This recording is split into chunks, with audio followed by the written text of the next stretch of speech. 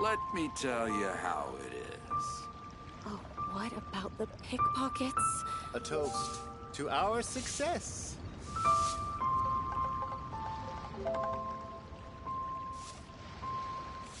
Oh there. Come and see Made these another rare handsome and sum precious today? curios.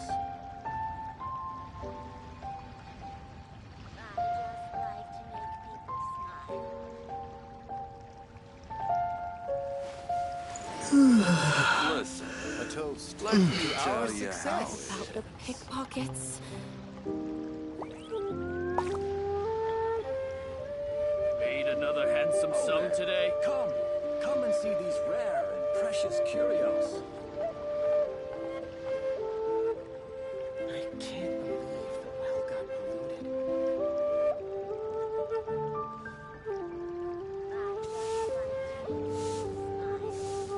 Listen, A toast let to me our tell you success. how it is. What about the pickpockets?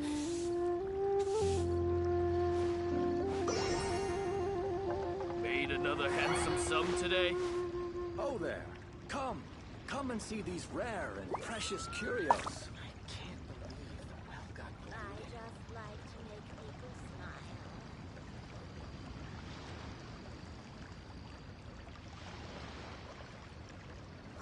Listen, Oh, this is let a me clear tell you fire how hazard A right toast here. to our success. Made another handsome sum today?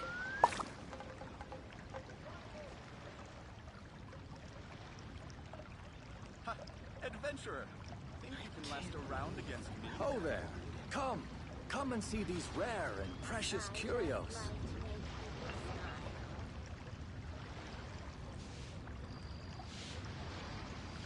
A toast Made another to handsome our sum today? success. Oh, let this me is tell you a how. fire hazard right here.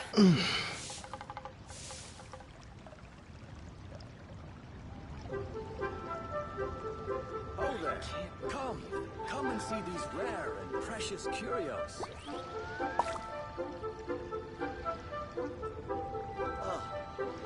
What should I try this time? Listen, let me tell you how. Made another handsome sum What today? about the pickpockets? To our success.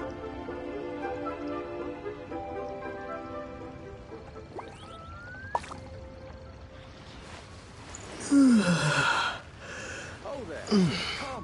Come and see these rare and precious curios.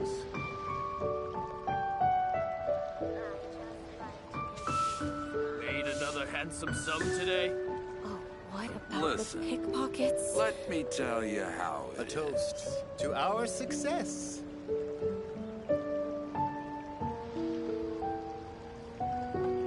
I can't believe the well got polluted. Oh there. Come and see these rare and precious curios.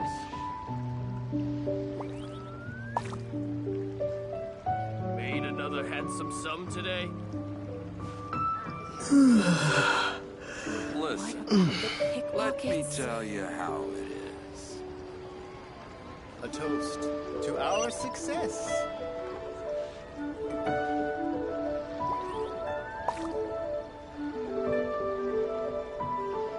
Oh there.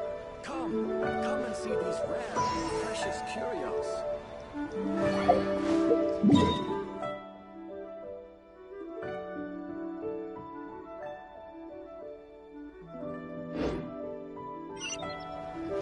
Listen, let me tell you how it is.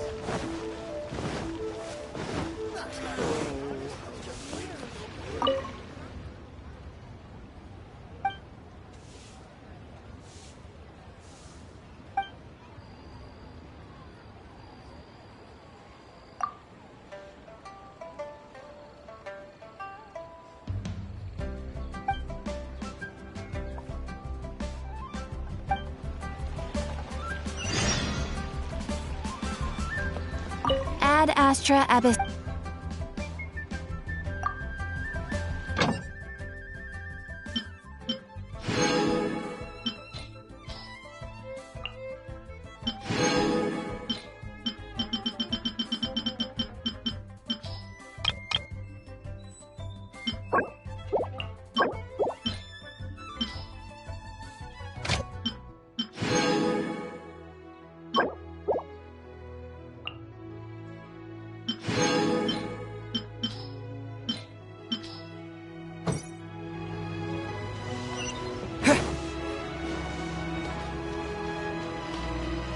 Wow.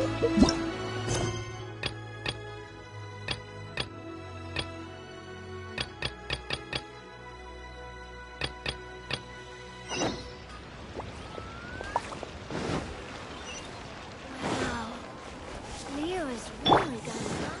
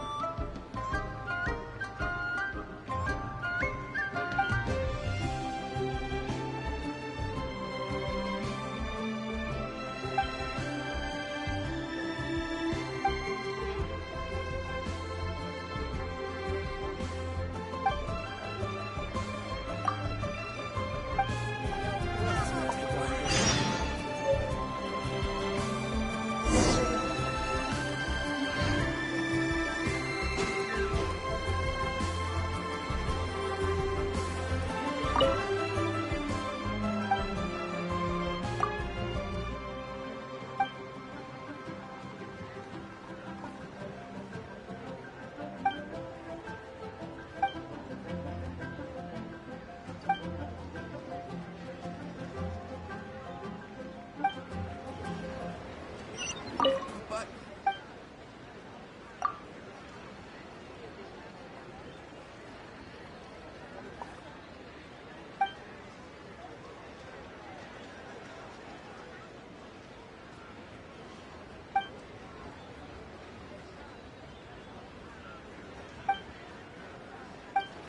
Where has Master gone this time?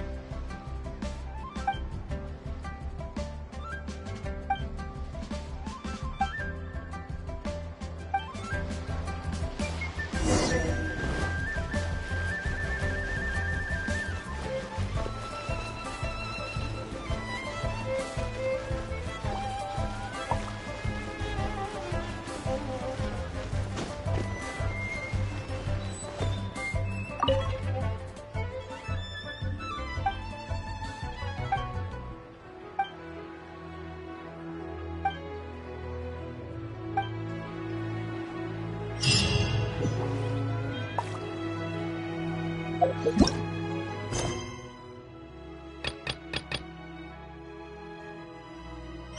didn't let me finish.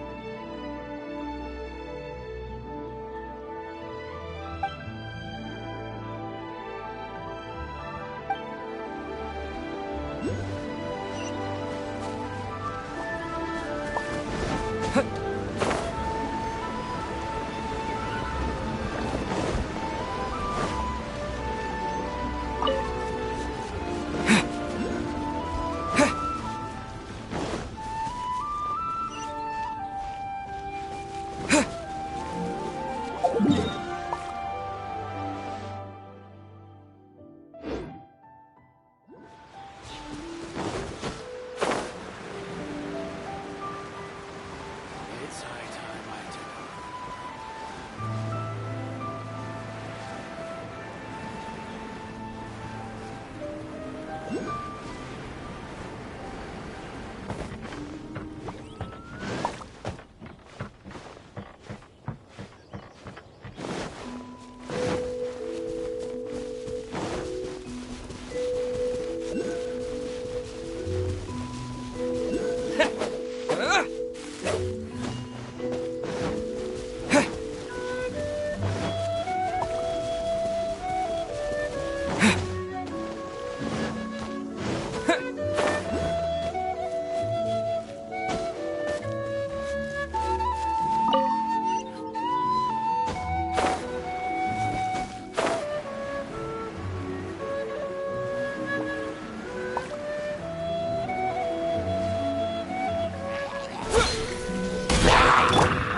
One with nature.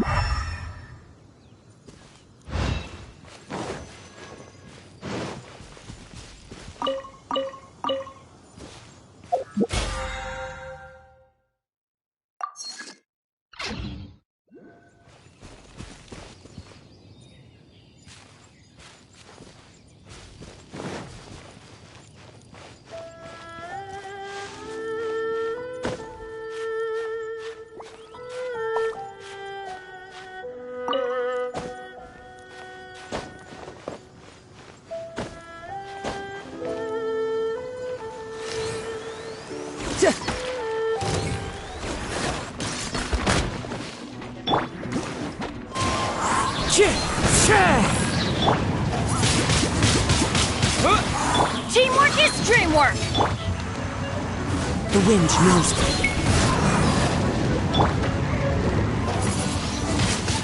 Wind blade! Wind strike!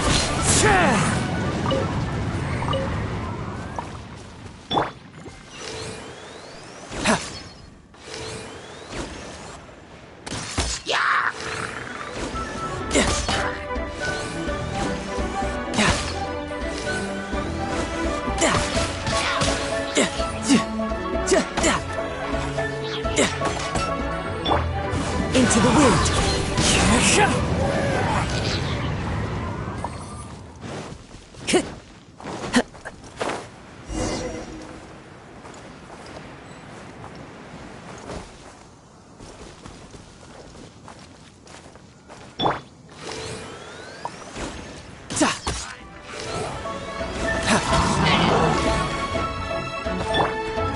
One with nature, as one with wind and cloud.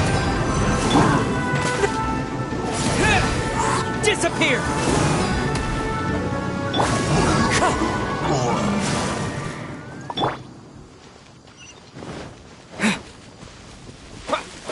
Yeah.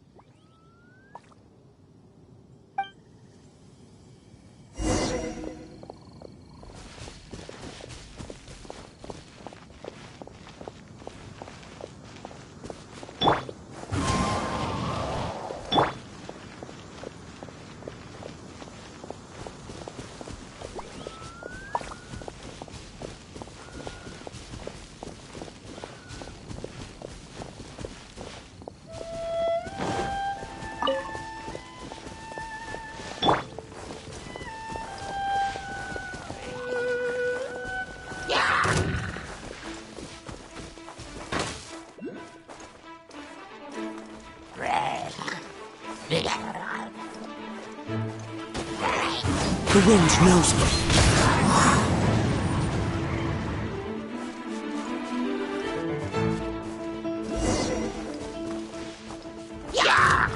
Into the wind. Riptide.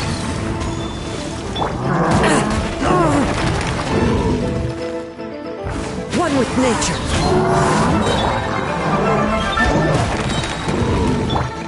Get out of here! Everybody stand! Fallen leaves, adorn my night! With the wind!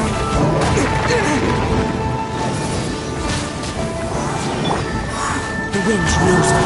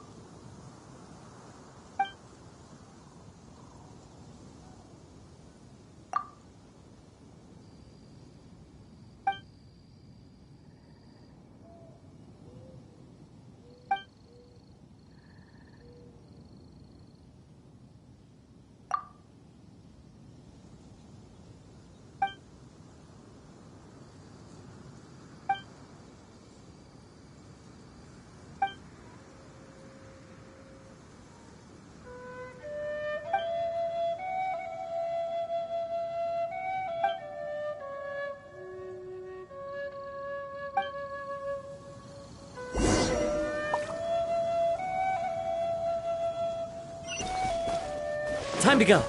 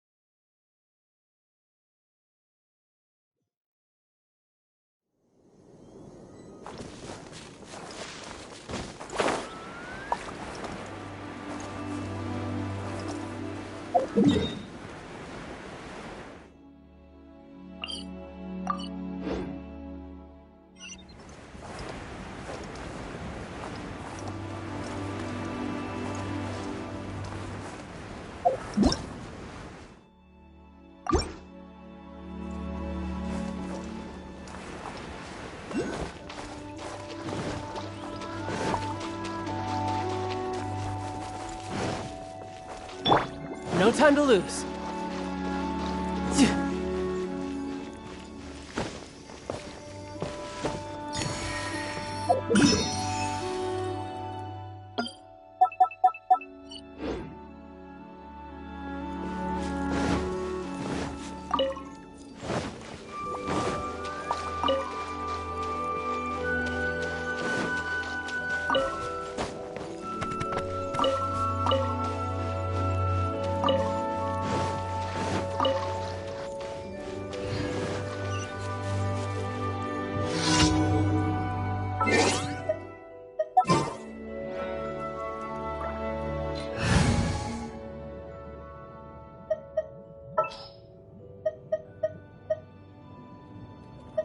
Understood.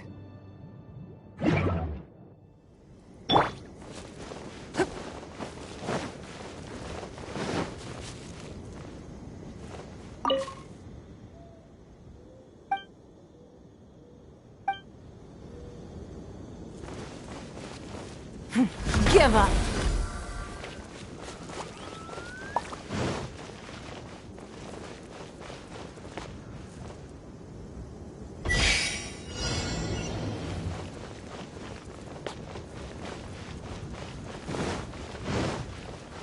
It's not. Into the wind.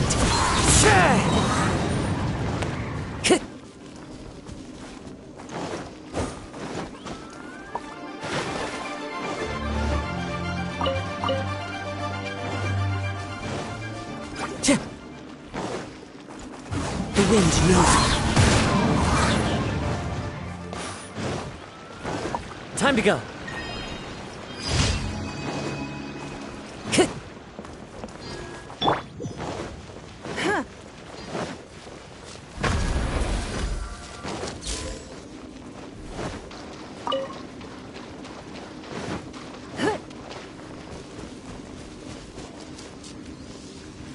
Don't waste my time.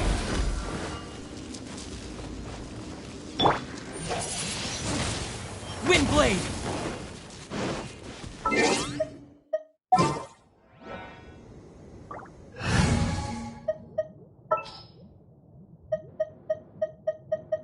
I won't hold you back.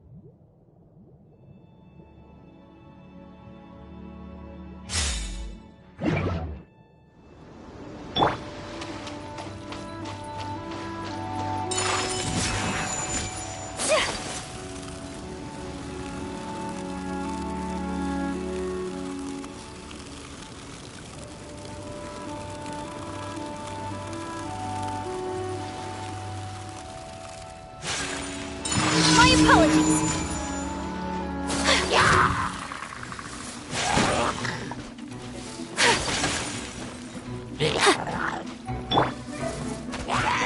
Cool it!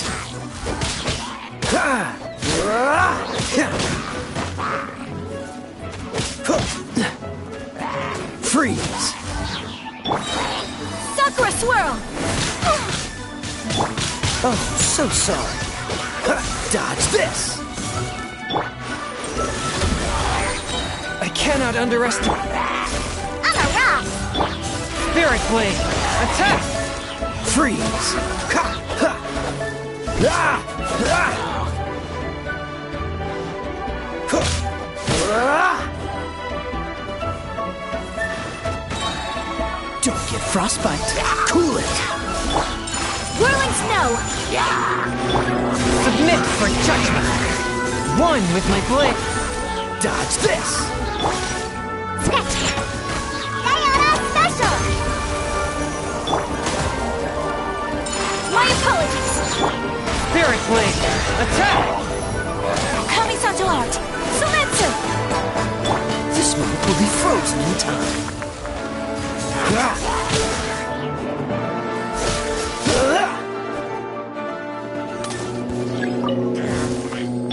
Think you can bully me? Submit for judgment! A touch of... Cool it! Don't get frostbite. Freeze! Whirling snow. From whence you came! Look at you, Bootail. Swift and merciful!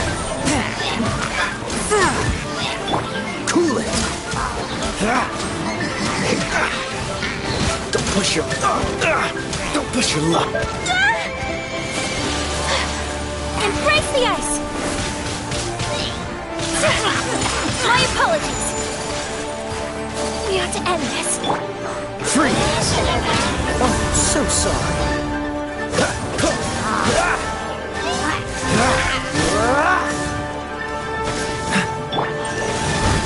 Spirit Blade! Attack! Pew pew.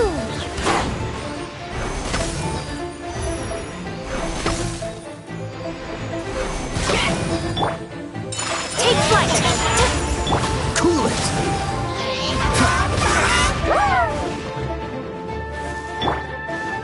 A touch of... Freeze! Submit for judgment! Swift and merciful! Yeah! Can't handle your drink. Cool it!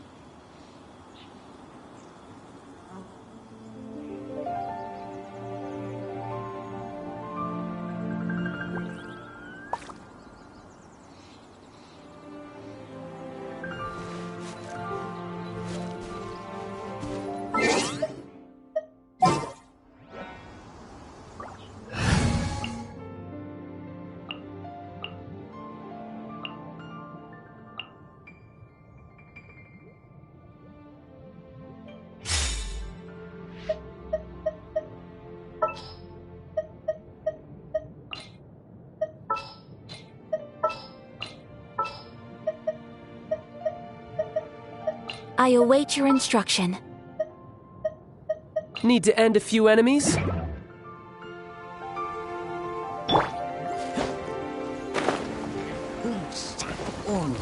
You can run, but you can't hide! Sakura Swirl! One with nature!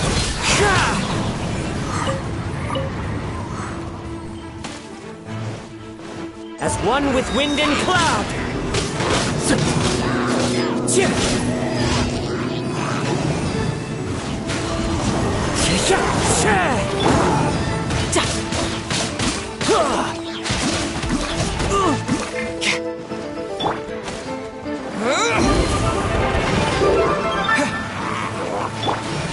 My apologies!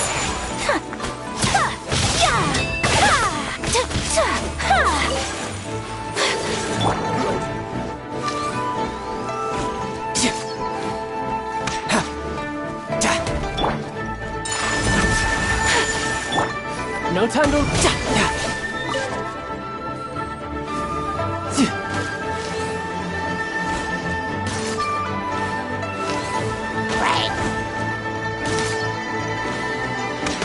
Tidal wave!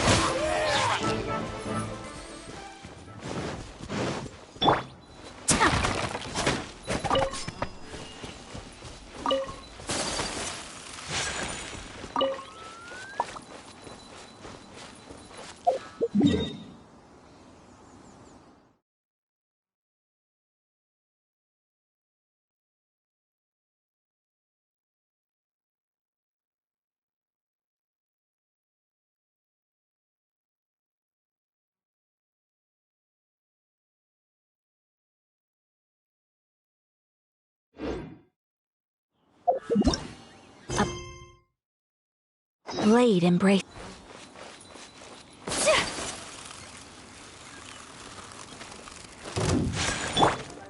Into the wind!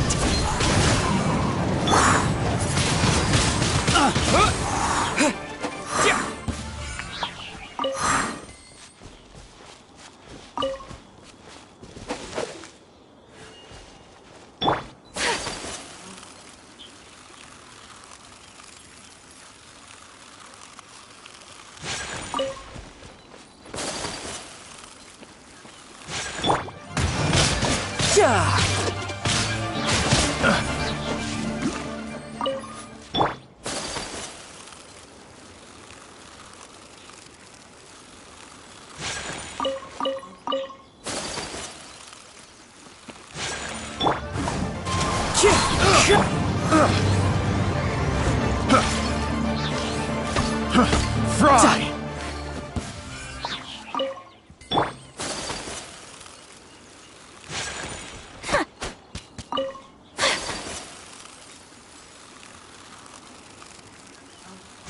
So troublesome! Riptide! Fry! Kamisato out! Sumetsu! Have a little? One with nature! I got careless. Picked the wrong test subject.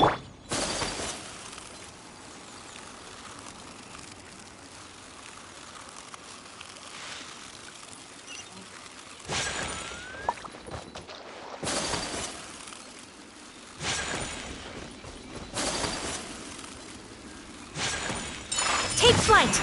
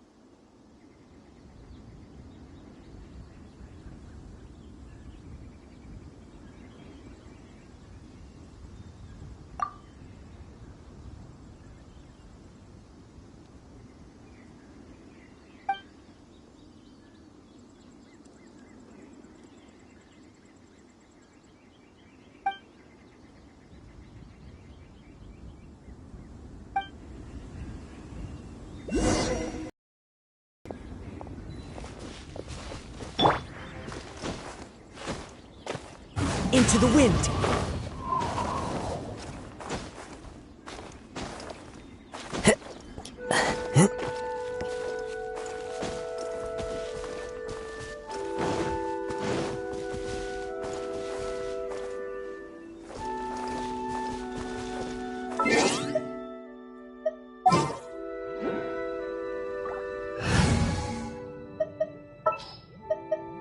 At the ready.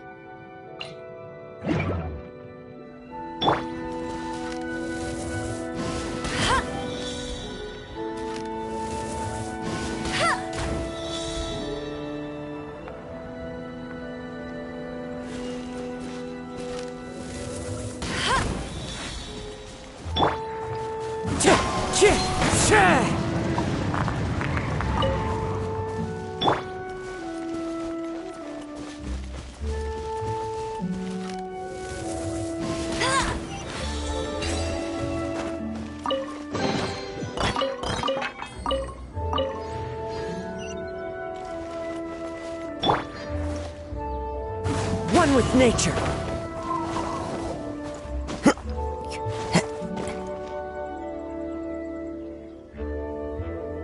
The wind knows me.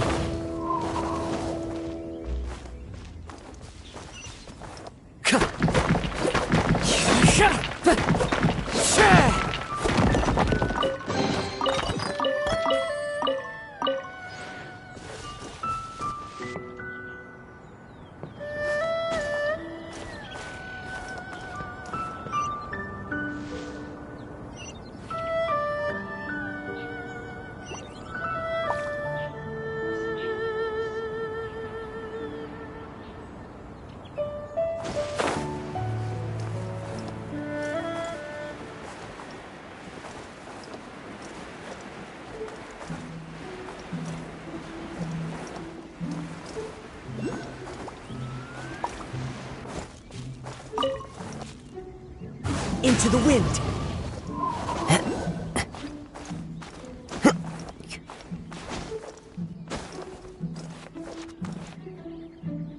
One with nature!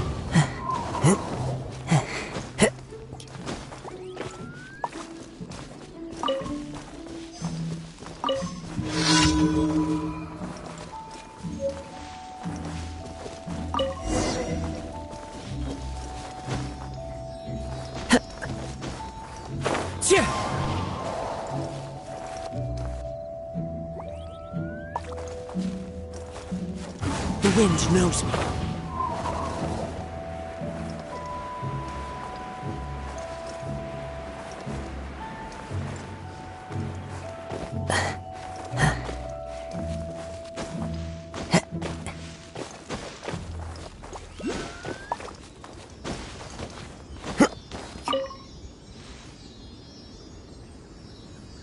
Into the wind!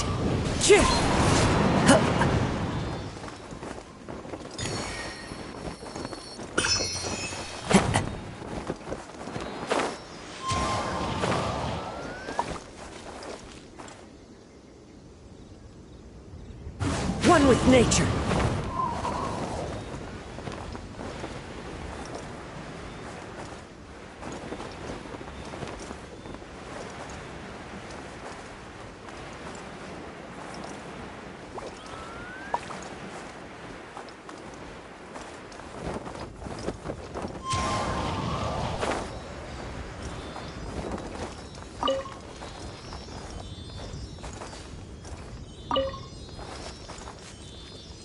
Into the wind!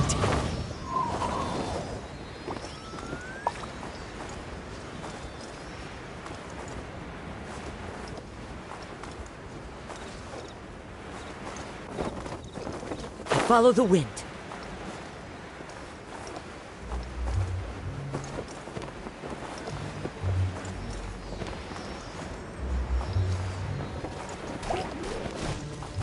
One with nature.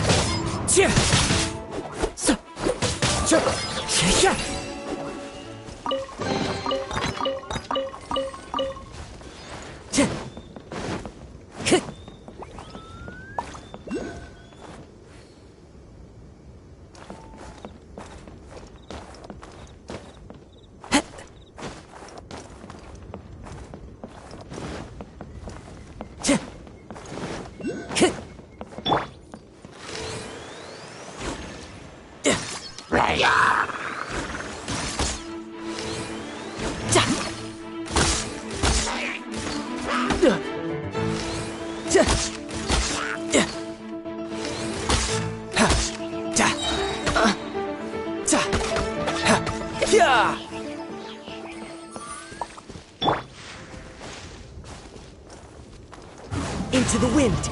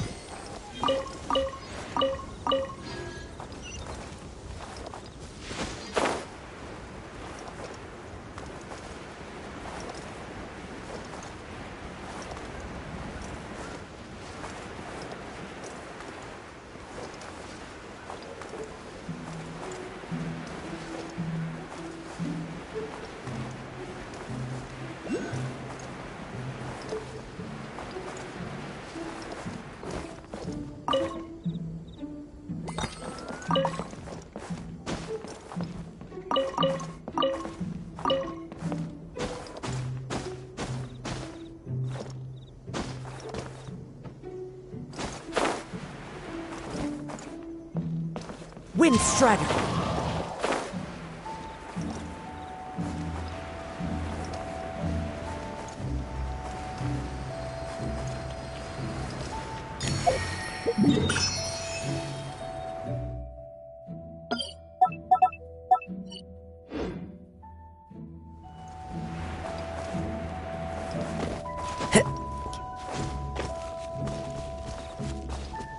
One with nature.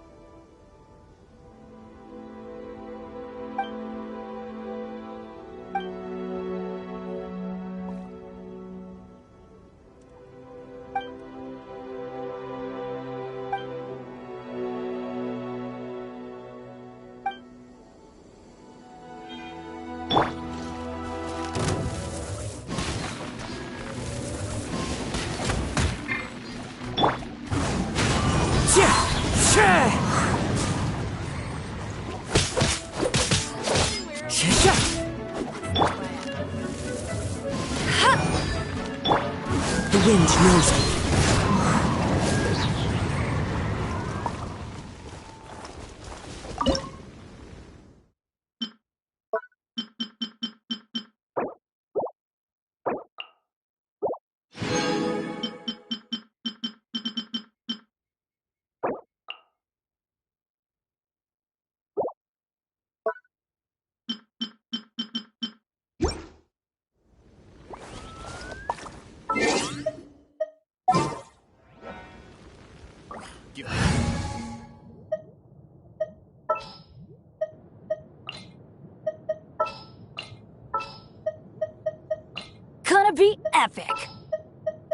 Need to end a few enemies?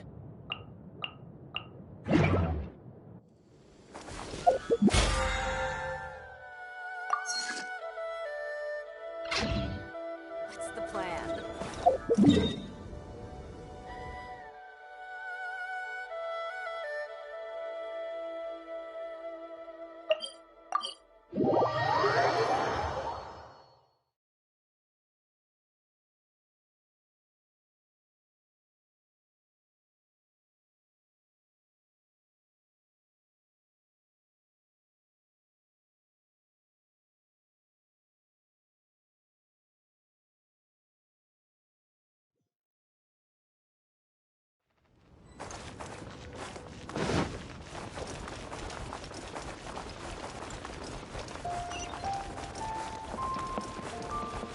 Ad Astra Abyssal.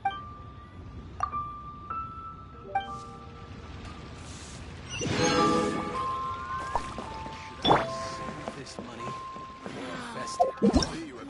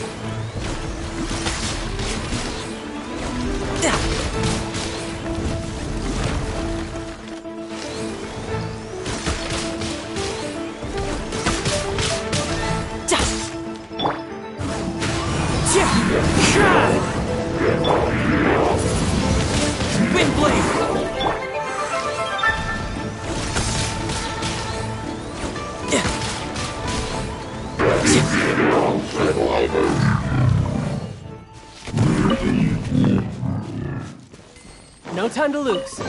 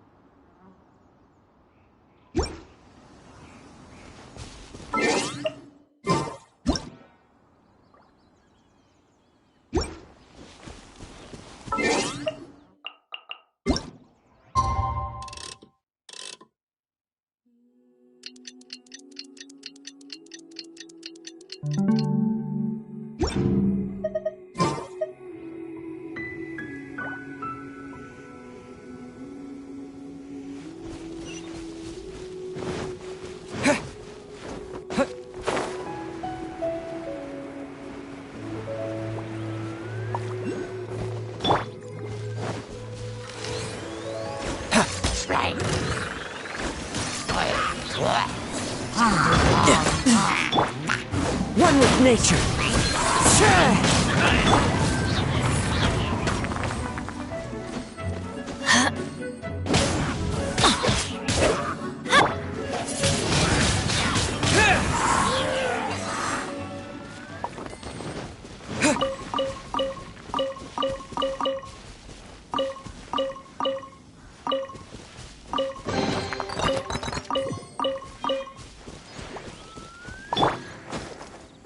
Time to go. The wind knows me.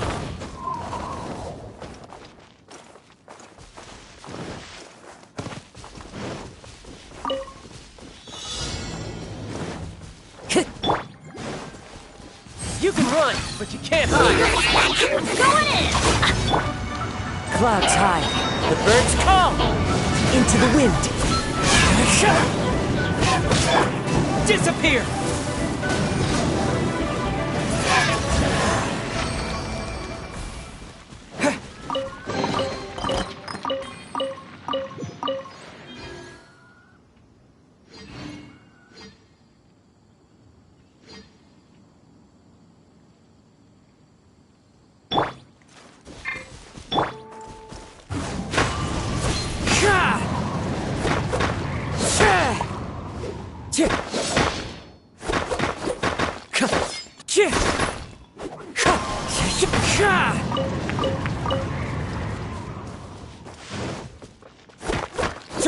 Wind striding.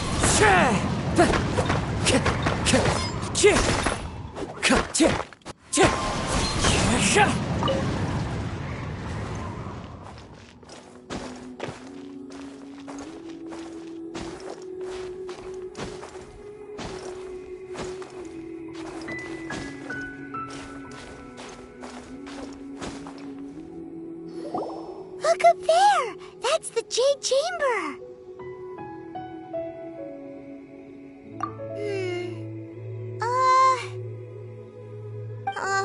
This is bad. Paimon's supposed to be your guide, but Paimon doesn't know where the way up to the Jade Chamber is. Well, since we want to go to the Jade Chamber, heading to its location on the map is the sensible thing to do. Let's look around. There has to be a way up there nearby.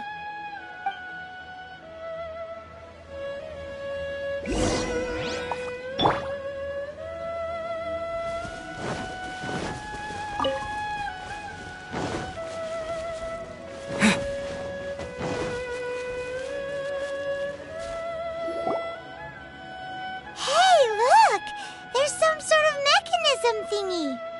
Since this is the right place, it must have something to do with the Jade Chamber. Yes, this must be the way.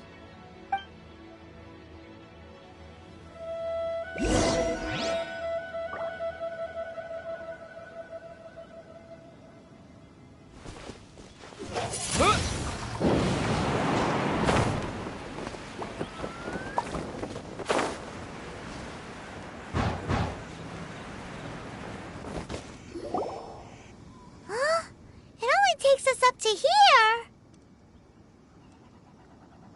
Aw, if that wind current was stronger, we'd be able to reach the top in one go. Huh? Why? Or...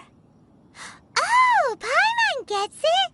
If it was a secret, Ganyu wouldn't have let us try to find it ourselves, right? Alright, let's follow your plan, then we can... Oh, hang on a moment. Look down there! Looks like we've gotten close to the Guizhong Ballista. Paimon has a new idea. Why don't we shoot you up to the Jade Chamber using the ballista? Oh, right. This method does seem a bit unsafe. Oh, that's right. Now that you mention it, we could use the Guizhong Ballista to see if there's another way up nearby.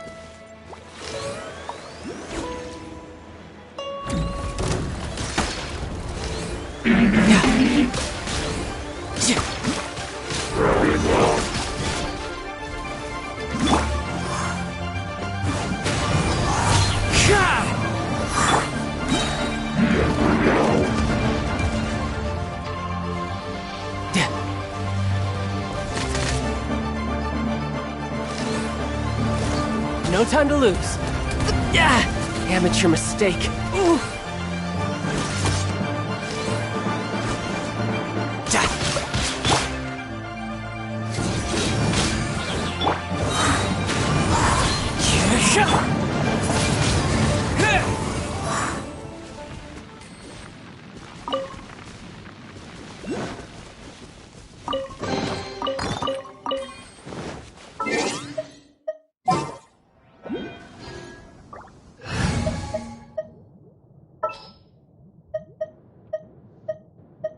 Don't disappoint me.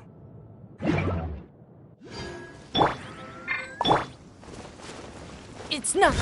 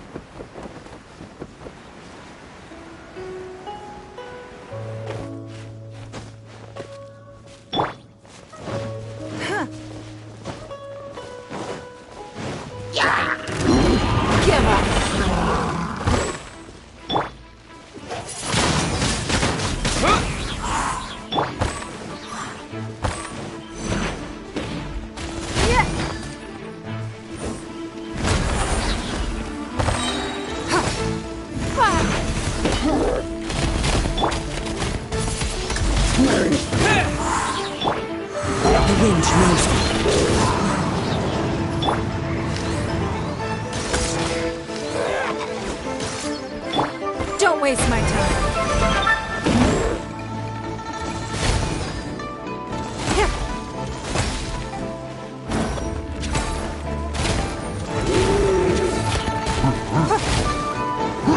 They are all but gone.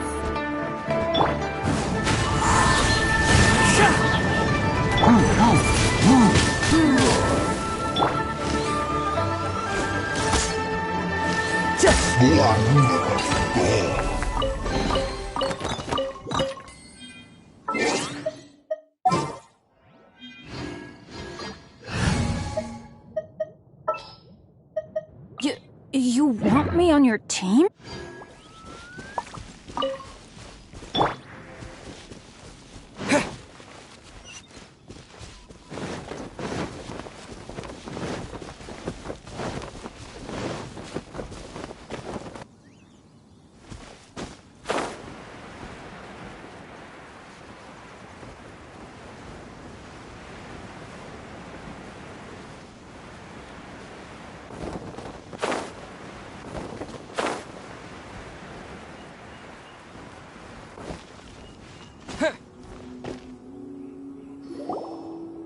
Halt!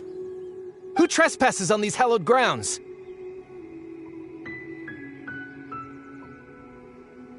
Exactly. What are you talking about? We're invited guests. What makes you think you can treat us like this? No. Wait. Maybe this was Ningguang's plan all along. She pretended to invite us to the Jade Chamber, but set up a Millilith ambush here to arrest us. Now Paimon's mad! You! Over there! This is a trick, isn't it? How shameless! What? We're just on guard duty. What do you mean, shameless? What nonsense! Seize these suspicious intruders at once! Well, here they come! Line them up and knock them down!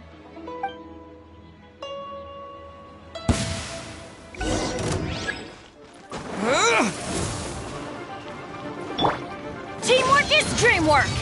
As one with wind and cloud!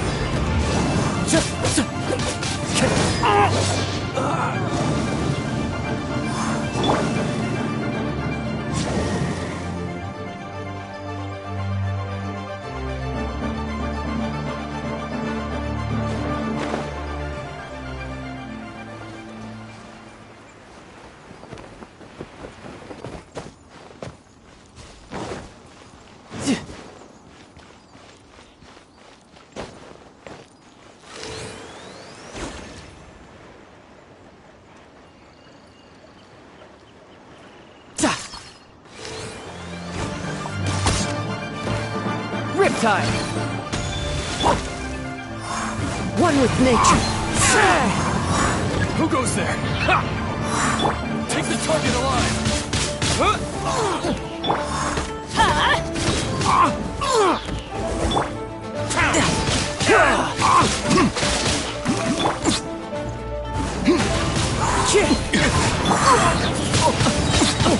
Wind blade! Beaten! To arms! Everybody stand back! Into the wind! Falling leaves, adorn my night!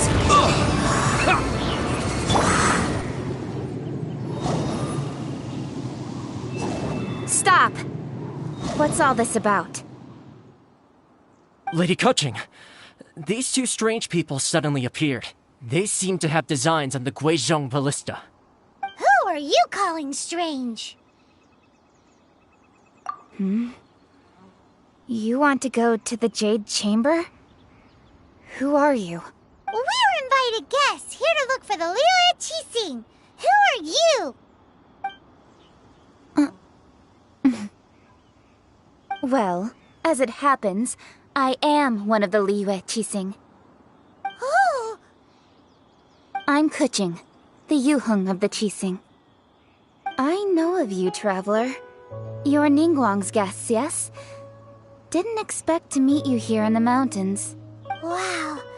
Paimon didn't think we'd meet some super rich big shot out here in the middle of nowhere either.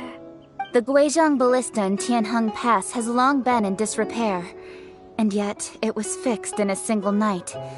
I came here to investigate that occurrence. These Millilith are just here to guard the scene, not to arrest anyone. So this was all a misunderstanding? Paimon never would have thought. Anyway, for a mortal to be able to repair an Adepti mechanism is quite the mystery, even to the Qixing. That was... Huh? Oh, right.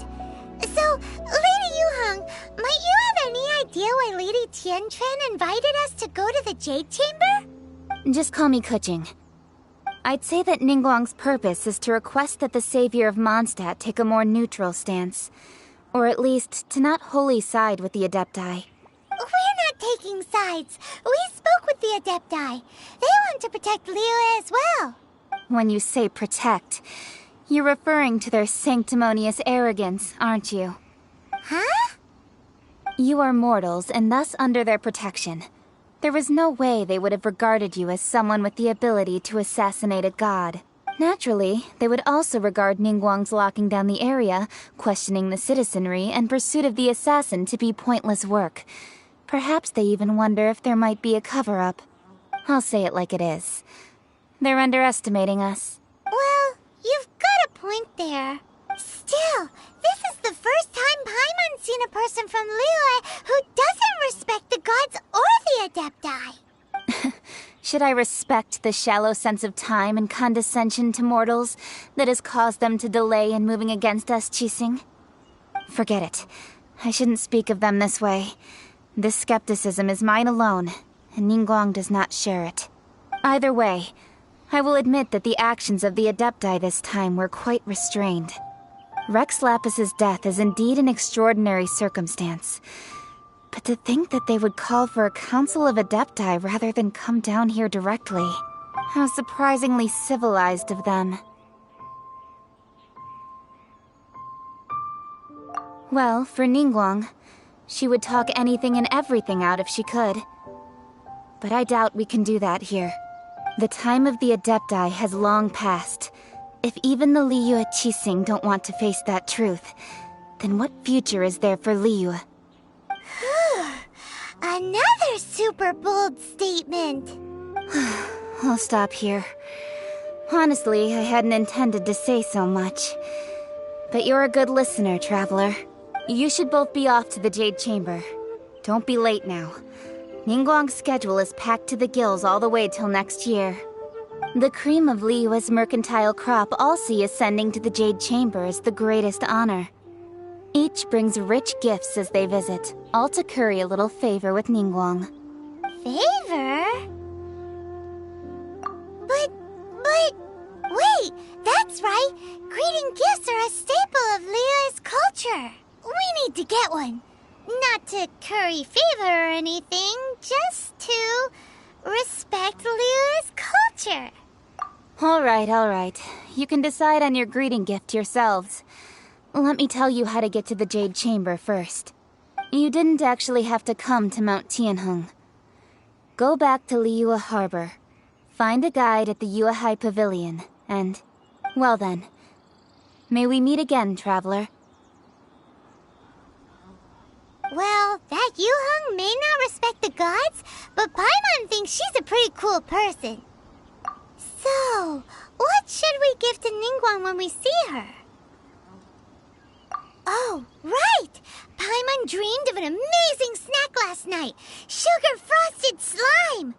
Paimon has a feeling that it would be perfect for a super rich person like Ningguang. Why don't we go with that for a gift? Nope! But Paimon's sure that we just need to make it with some boom shakalaka. Let's go gather ingredients! Time waits for no one, and neither will our riches.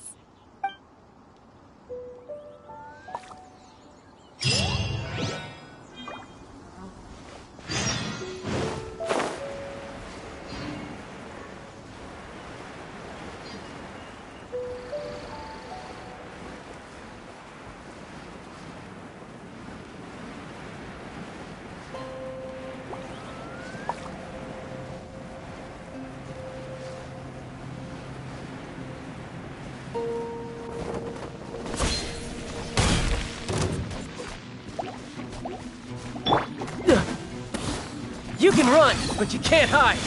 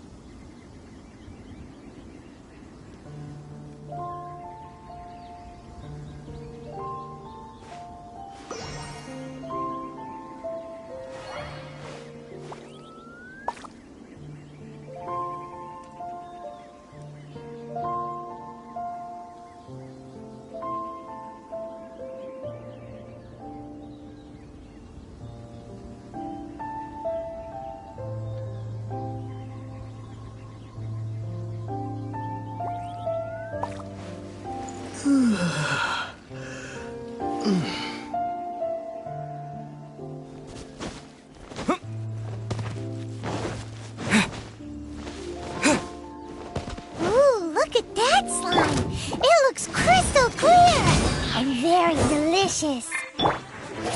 That's the one. Teamwork is dreamwork! Disappear!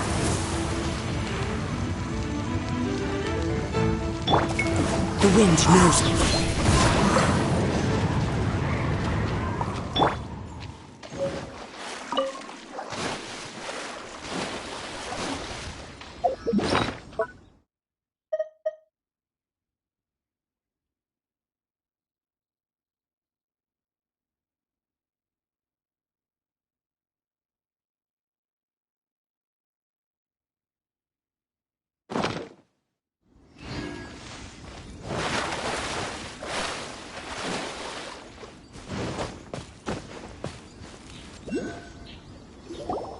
Huh? Is it just Paimon? Or is there a sweet fragrance in the air? Huh? Did you hear that?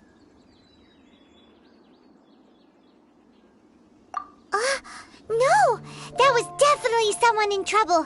It came from those ruins over there. Uh-oh. It looks like the treasure hoarders have locked someone inside.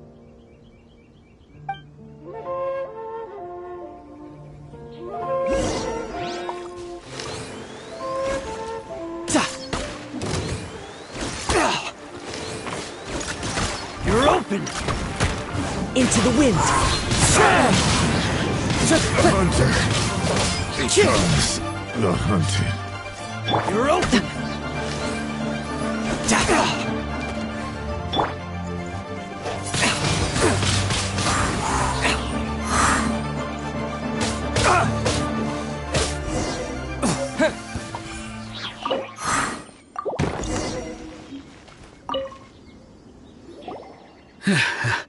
Thank you for your help, kind travelers.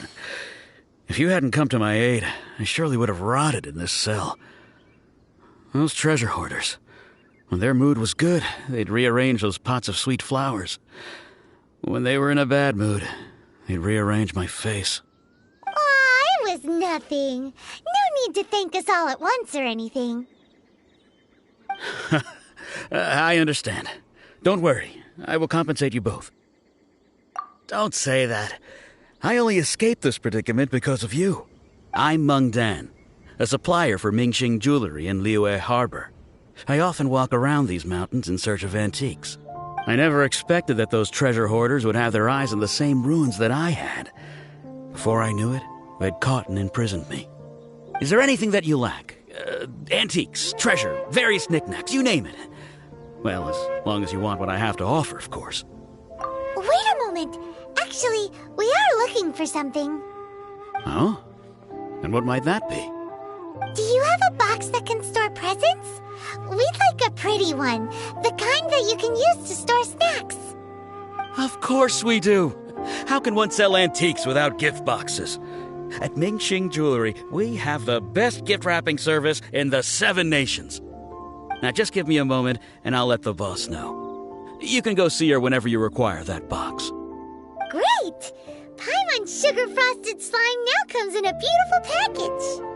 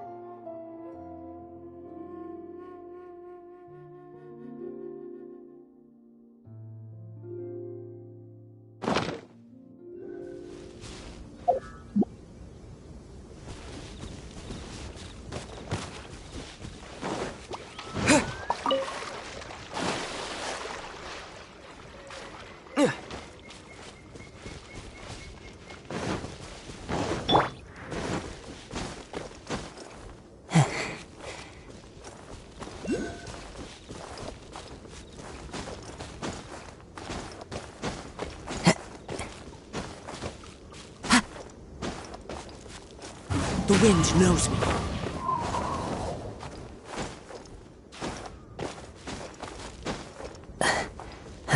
Time to go.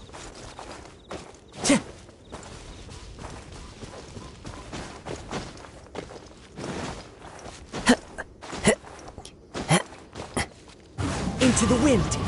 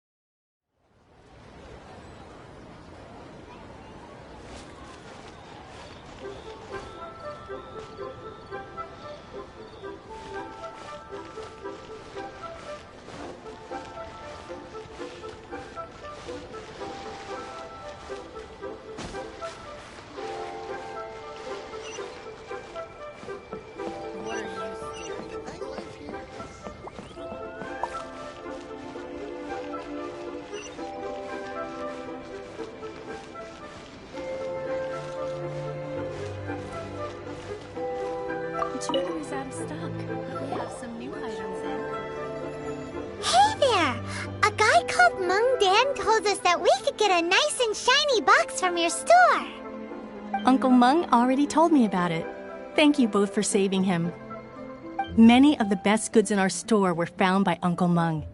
If anything were to happen to him, it would be impossible for us to continue doing business. Here, this container is itself an antique, with at least 140 years of history. It's already been cleaned. Will it do? Yep. It's great! Hang on a moment. Could we borrow one other thing? Sure. Please help yourselves. As long as it's on our shelves. Traveler, this clay pot looks really awesome. If we use an antique as our mixing bowl, we should be able to make a great snack. It's done! The one and only sugar-frosted slime! Carefully now. Into the box it goes and dust it over with a bit more powdered sugar. Oh, yes. You might want to use these 2 freshly picked flowers as decorations, too. Woohoo! It looks beautiful!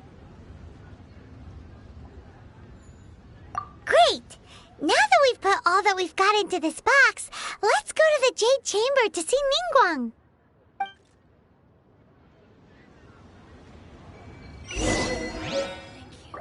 New stock at Secret Place. Bad news for my purse. Feel free to take it around.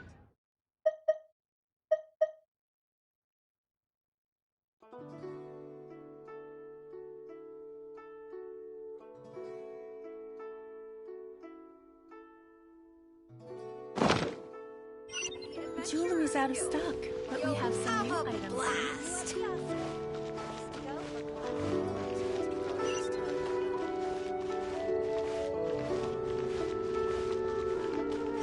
to take a look around.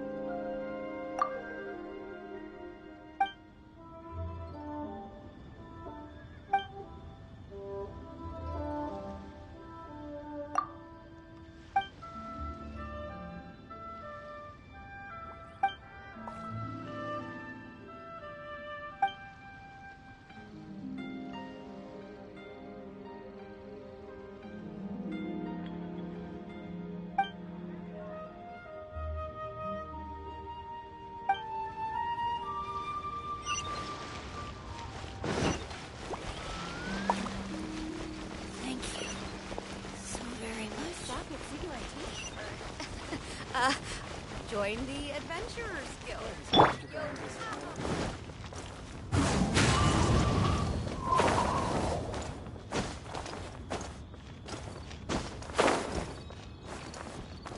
So, The wind knows me.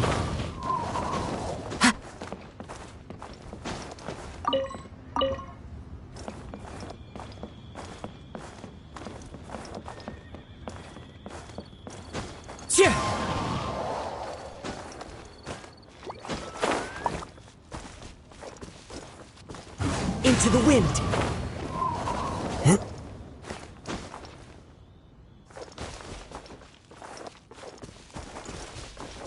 The wind knows me.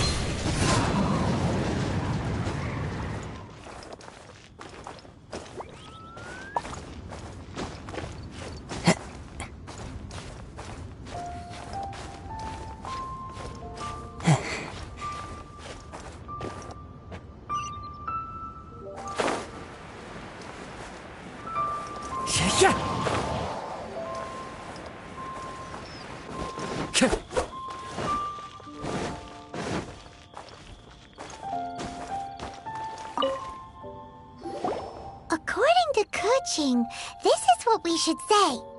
Excuse me, do you sell the moon here? Yes. How many would you like? It's not convenient to speak of numbers here. Ah, well said. Please, use this to ascend to the chamber. Yes, speaking of which, are you two the guests that Lady Ningguang has arranged to meet with today? Yep. And yet the code they used was not the one for guests, but for the Yuheng. What's going on here?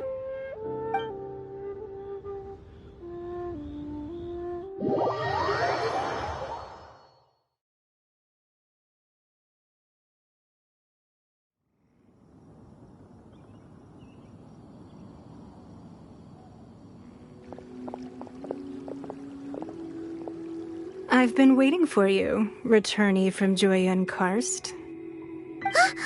It's Ningguang! Since this is our first meeting, we've prepared a gift. I hope you like it. Oh, for me. You have my thanks. It seems that I have made things difficult for you, considering that you were supposed to be my guests. Oh no, it's nothing. I'm glad you like it too. This palace floats in the skies, higher than the peak of any mountain. From this vantage point, one may survey all of Liyue. I have been gathering the funds necessary to build it from the time I began learning the merchant's craft.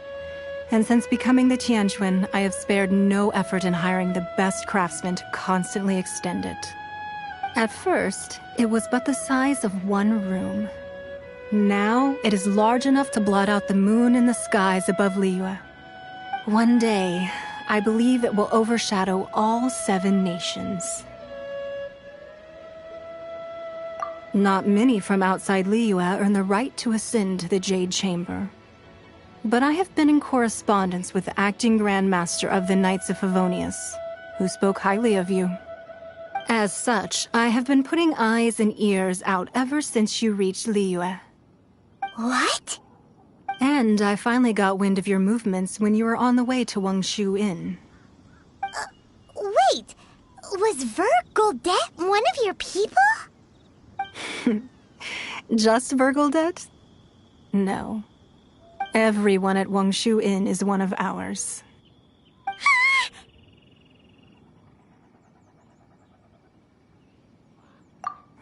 At the Guizhang Ballista, yes? You weren't peeking on us from the skies the whole time, were you? I fear that peeking would have been a little difficult from this altitude. Our eyes and ears are more than sufficient. You two are very interesting people, after all. It would be natural to take an interest.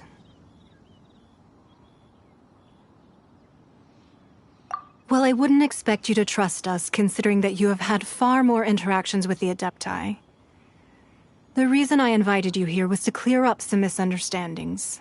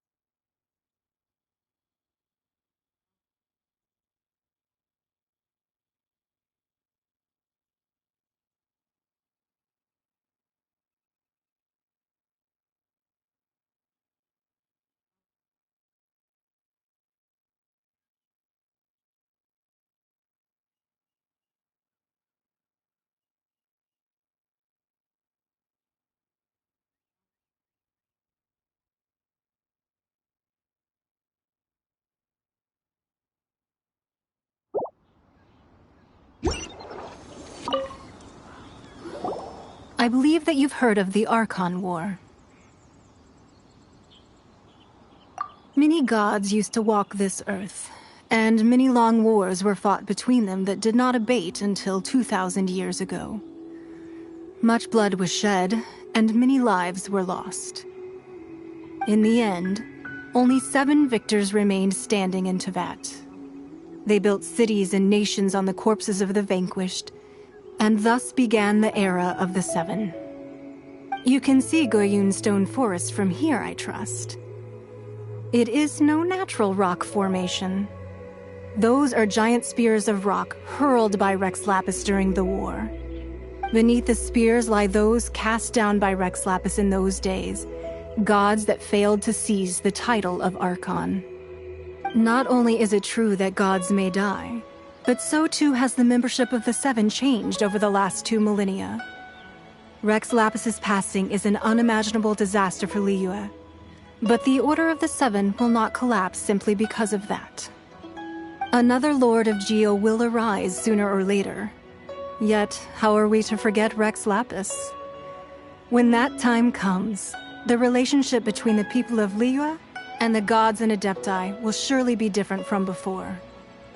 Even in a new era, the Liyue Qixing remain Rex Lapis's former subjects. Do you really think us capable of having played a part in his demise?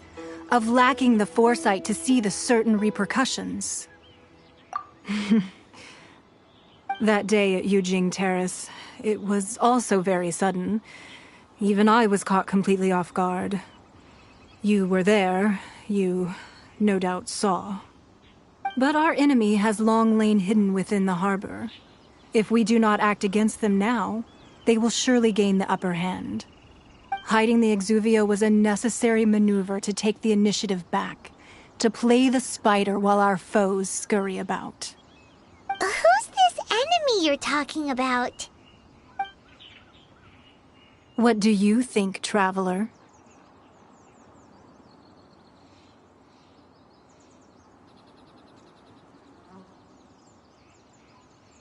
Huh? What are you two talking about? Well answered. The scenery out here is fine indeed, but the wind is a little strong. Our preparations to receive guests within are complete, so please, this way.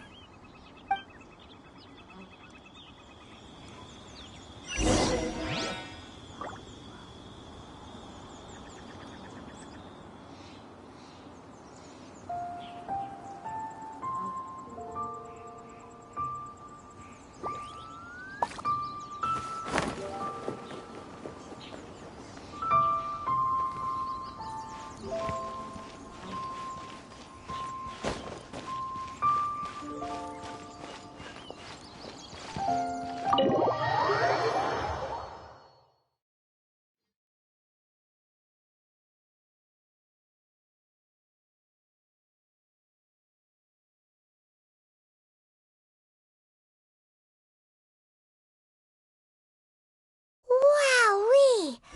What a huge hall! Paimon's never seen such a fancy place before.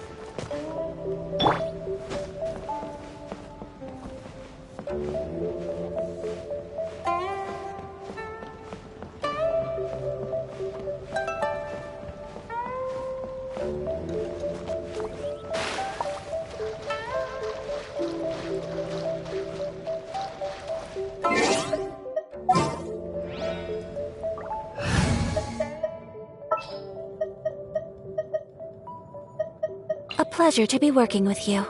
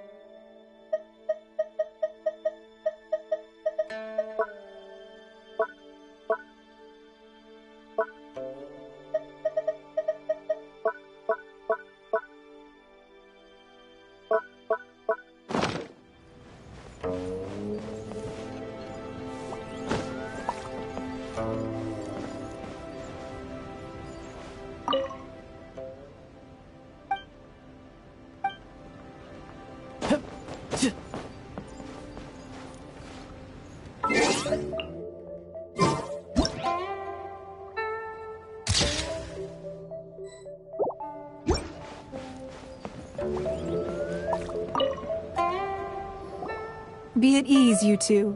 Make yourselves at home if you wish. Can we really?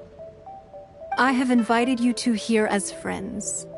And when friends come over to play, our enjoyment comes first. Naturally. Ooh! Isn't this that legendary wall? Why, you've kept your ear to the ground, I see. That's because even the storytellers are talking about it. Everyone's after a piece of paper from that wall. It's super famous.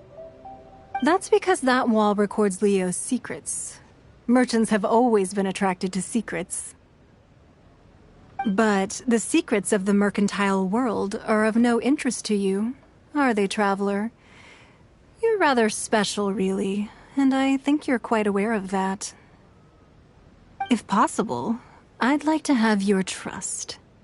But if you were to choose the more trustworthy person between myself and Keqing...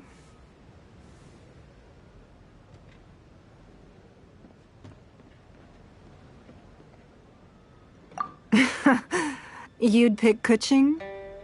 Nah, I had a feeling. I originally thought her a bit too hard-headed.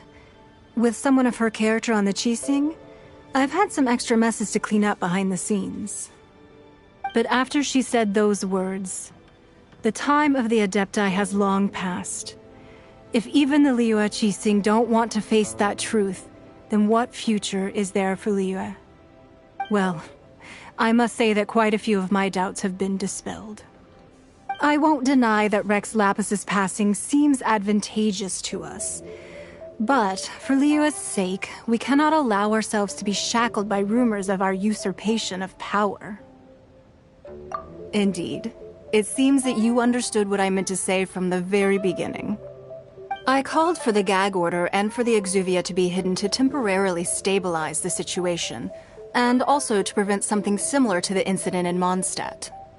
With Rex Lapis's death, the Fatui have busied themselves with many clandestine actions beyond their diplomatic remit. As the Tianquan, one responsible for Liyue, I cannot be too concerned with appearances when opposing them. Allowing the rite of parting to take place was also meant to buy some time for us to take control of Liyue's administration. It's exactly as Zhongli said. The Qixing only provided the venue for the rite so they could use us for their own ends. Wait, that's right. Speaking of ends, could I say one other thing? Of course. Paimon's heard that anyone who sends a greeting gift gets a little something in return. So, does that include us? It's all right. I like direct people. Well, we have made quite a bit of trouble for you recently. How about this? You can pick any one object here as you please, and you may take it with you. Yay! Paimon was just waiting for you to say that! Let's see, what should we get? One of the sheets on that wall! Don't look at Paimon like that! One of these sheets of paper will sell for crazy prices, even if it's only as large as Paimon's fingernail. Just imagine how much more a whole untorn sheet would sell for. Let's grab one! The biggest one! So, have you made your choice? You don't have to confirm it with me. Just choose one and take it. Afterwards, why not sit down for a while in the Jade Chamber? Or have a short stroll? Rest is also an integral part of any journey. Come now. There's no need to stand on ceremony. Loosen up a little. So, you don't have to afterwards, why not sit down for a while in the Jade Chamber? All right then. I hope the next time we meet, you will either have already done the right thing, or will be about to make the right call.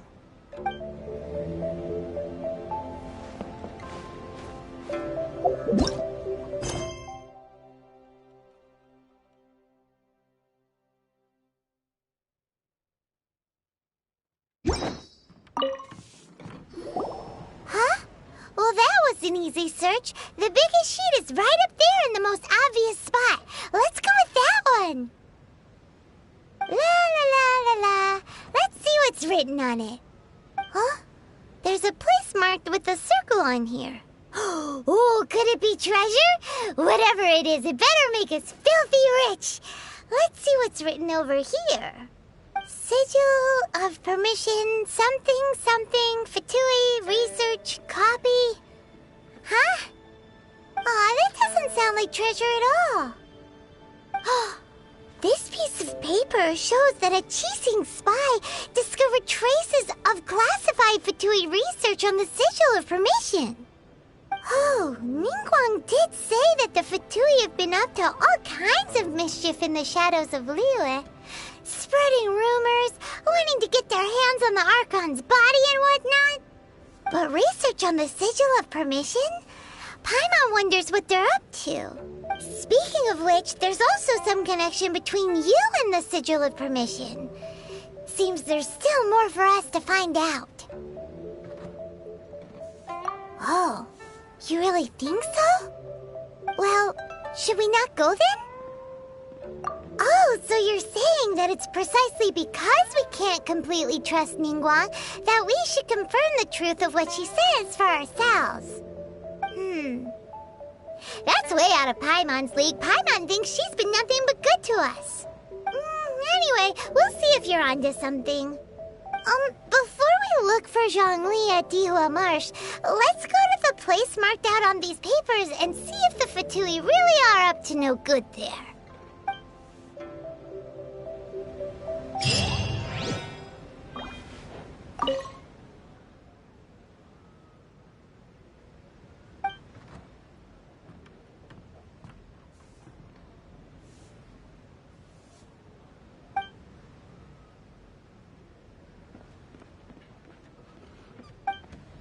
Sorry, anything business related is confidential.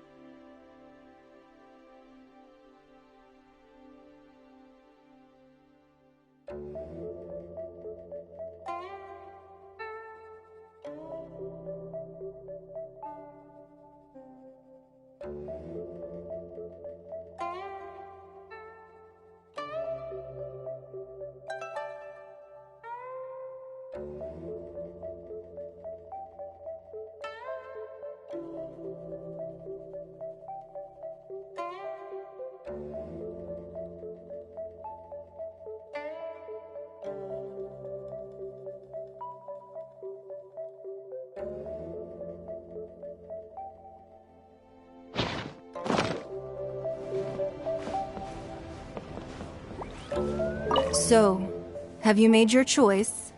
You don't have to confirm afterwards. Why not come now?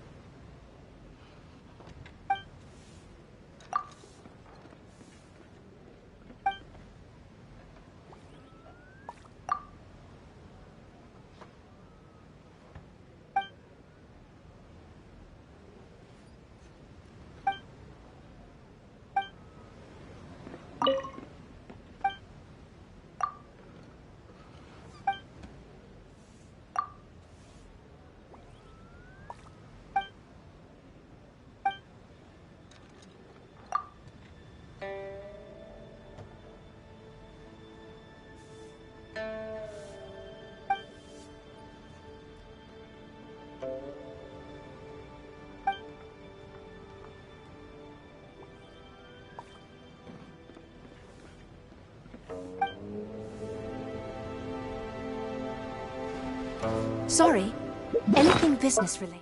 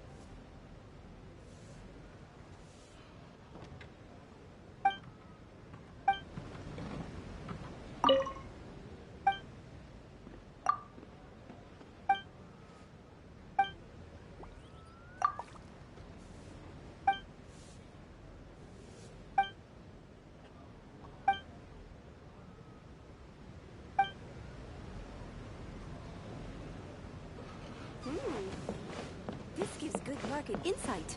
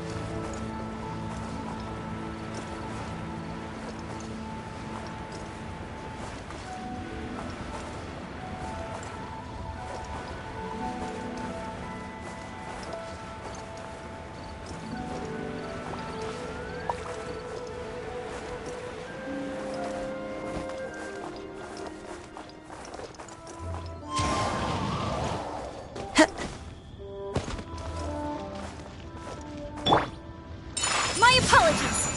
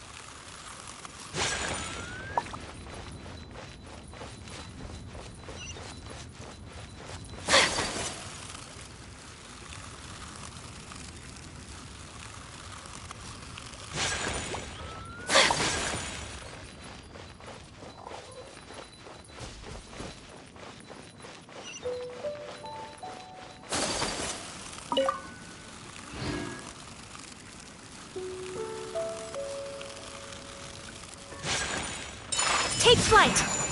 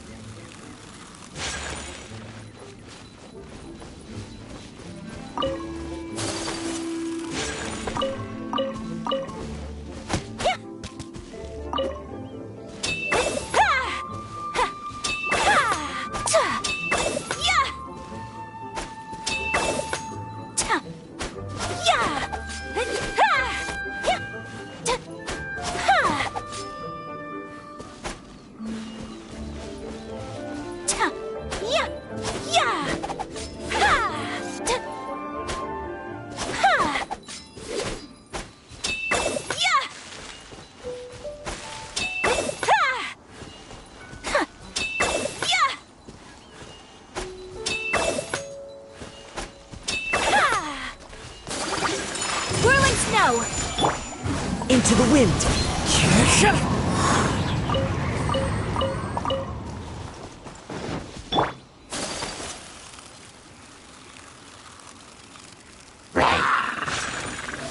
Take flight! The wind knows me.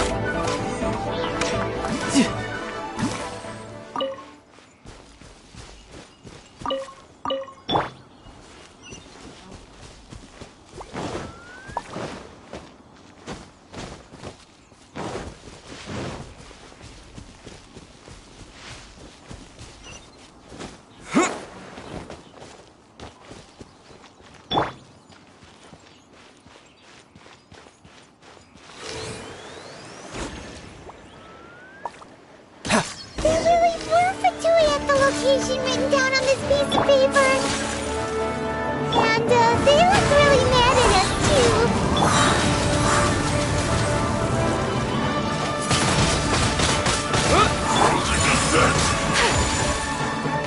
Freshness preserved. Chill to the bone.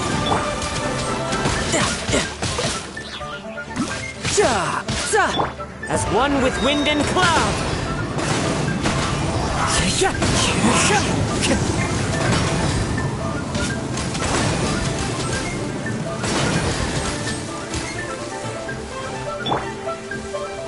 With the wind! One with nature. You're not going anywhere. No time to lose.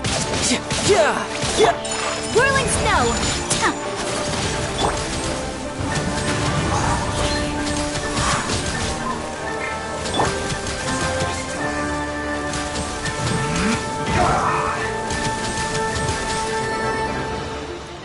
Stay right. The wind knows me.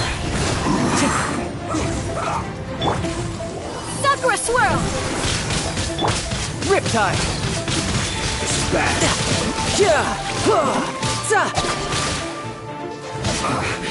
I guess this is it.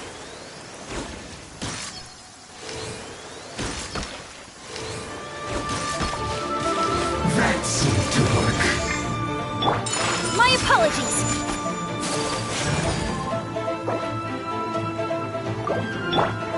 Into the wind. Fallen leaves, adorn my night!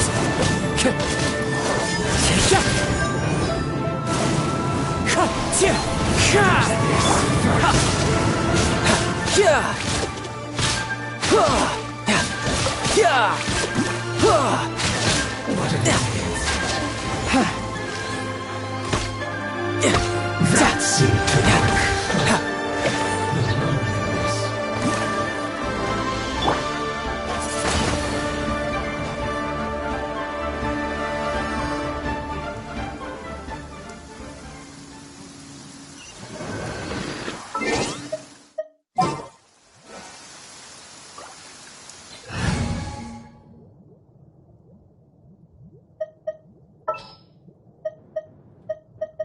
I won't hold you back!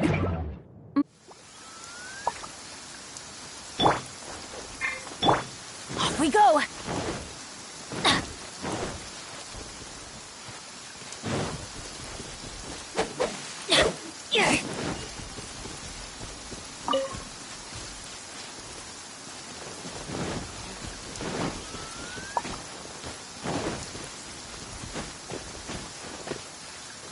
Off we go! The wind knows me. Windblade!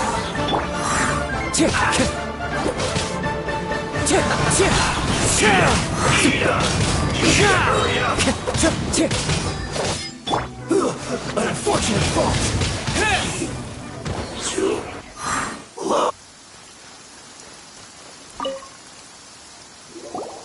There are so many talismans here. And some stacks of blank paper, too. What are they for? Paimon's seen this pattern before. But where? Oh, Paimon knows! It looks just like the sigil of permission the child gave you. But how did a relic of the Adepti end up in the hands of someone like Child? Oh, that's right. Cloud Retainer said that when the Lord of Geo created the Sigil of Permission, it wasn't to be used as some old relic. Talismans like that were once used in the Archon War to channel divine powers. Maybe the Fatui are copying the Sigil of Permission in hopes of achieving a similar effect. Being able to channel divine power in battle? Whew, that sounds pretty dangerous. And the plot thickens. We'll need to keep an eye on Child, that's for sure. Alright, that's enough sticking around here. We gotta go meet up with Zhongli soon. The last stop on our rite of parting preparations tour is Dihua Marsh. Let's go! Paimon hates being late.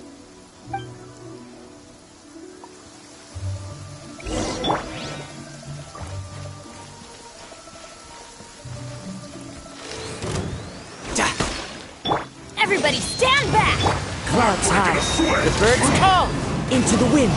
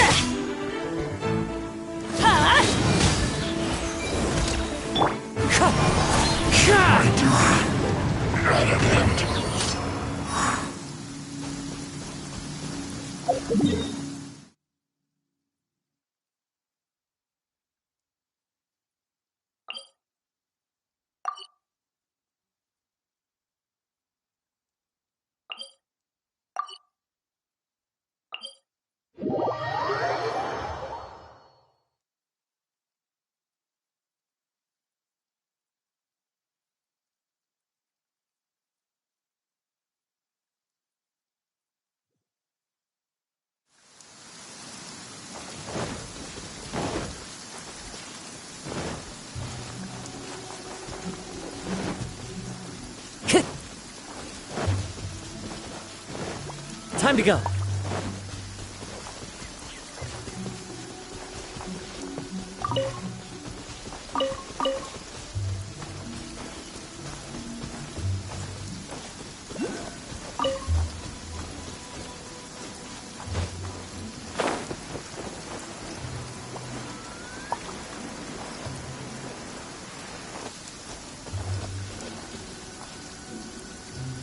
Right on time. I myself only arrived moments ago. Did you enjoy your visit to the Jade Chamber? It was so big and pretty and expensive.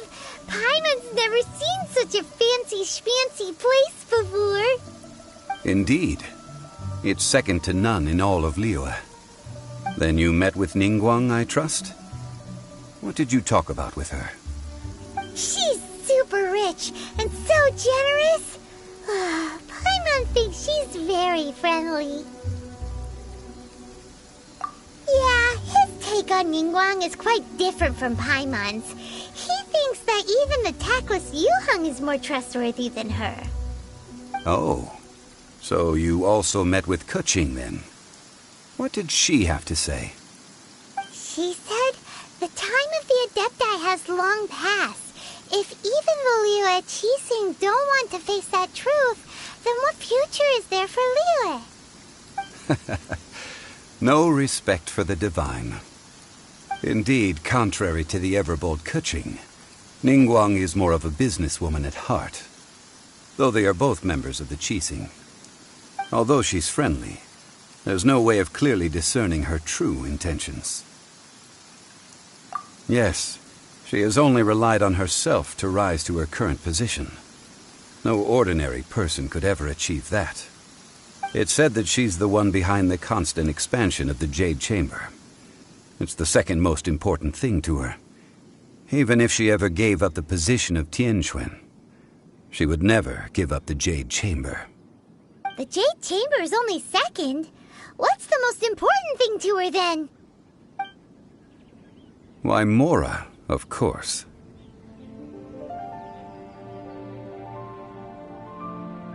All Ningguang talked about was the Fatui this and the Fatui that. She said that after Rex Lapis was murdered, the Fatui have constantly been trying to sink their fingers into Liyue, and that they aren't to be trusted. That is how the Fatui have always been. It doesn't surprise me in the least.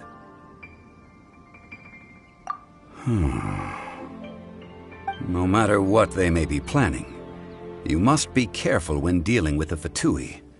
Always be on your guard. So, is there anything we need to get for the rite of parting in Liyue Marsh? Yes, as a matter of fact, there is. Today, we'll be gathering wild glaze lilies. Glaze lilies? But why did we come all the way out here? Doesn't the garden in Yujing Terrace have some? Even Qingse Village has glaze lilies. Oh, right! Paimon remembers that Madame Ping is always tending to flowers. Maybe we could ask her. No. Those lilies have all been gardened by people. They won't do it all. Liyue Marsh used to be full of glaze lilies. It is a sort of joyful flower that listens to human song. Before the Archon War, Liyue Marsh was all dry land and fertile soil. But the war caused landslides, and the land was flooded, turning it into the marsh you see now.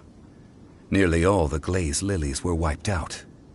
Of course, there are some kinds of flowers that have been preserved and gardened by people in the city. But very few people know that glaze lilies may still be found in the wild. Wild glaze lilies have the strongest fragrance.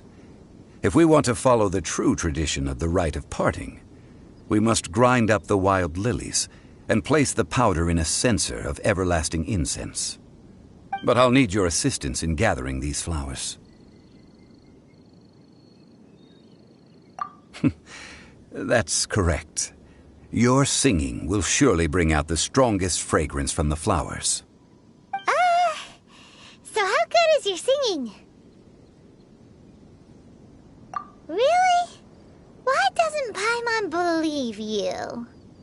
We'll only know once he starts singing.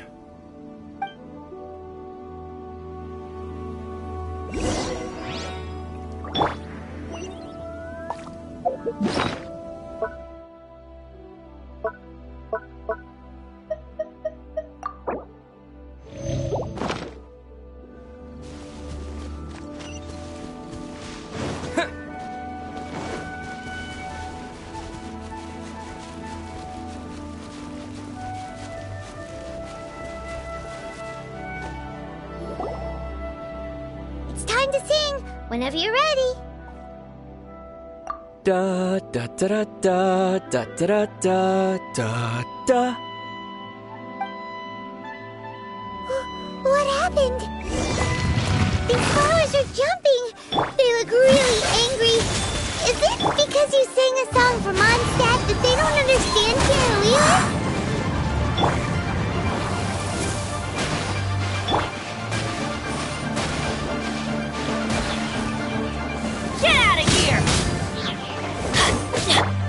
Into the wind.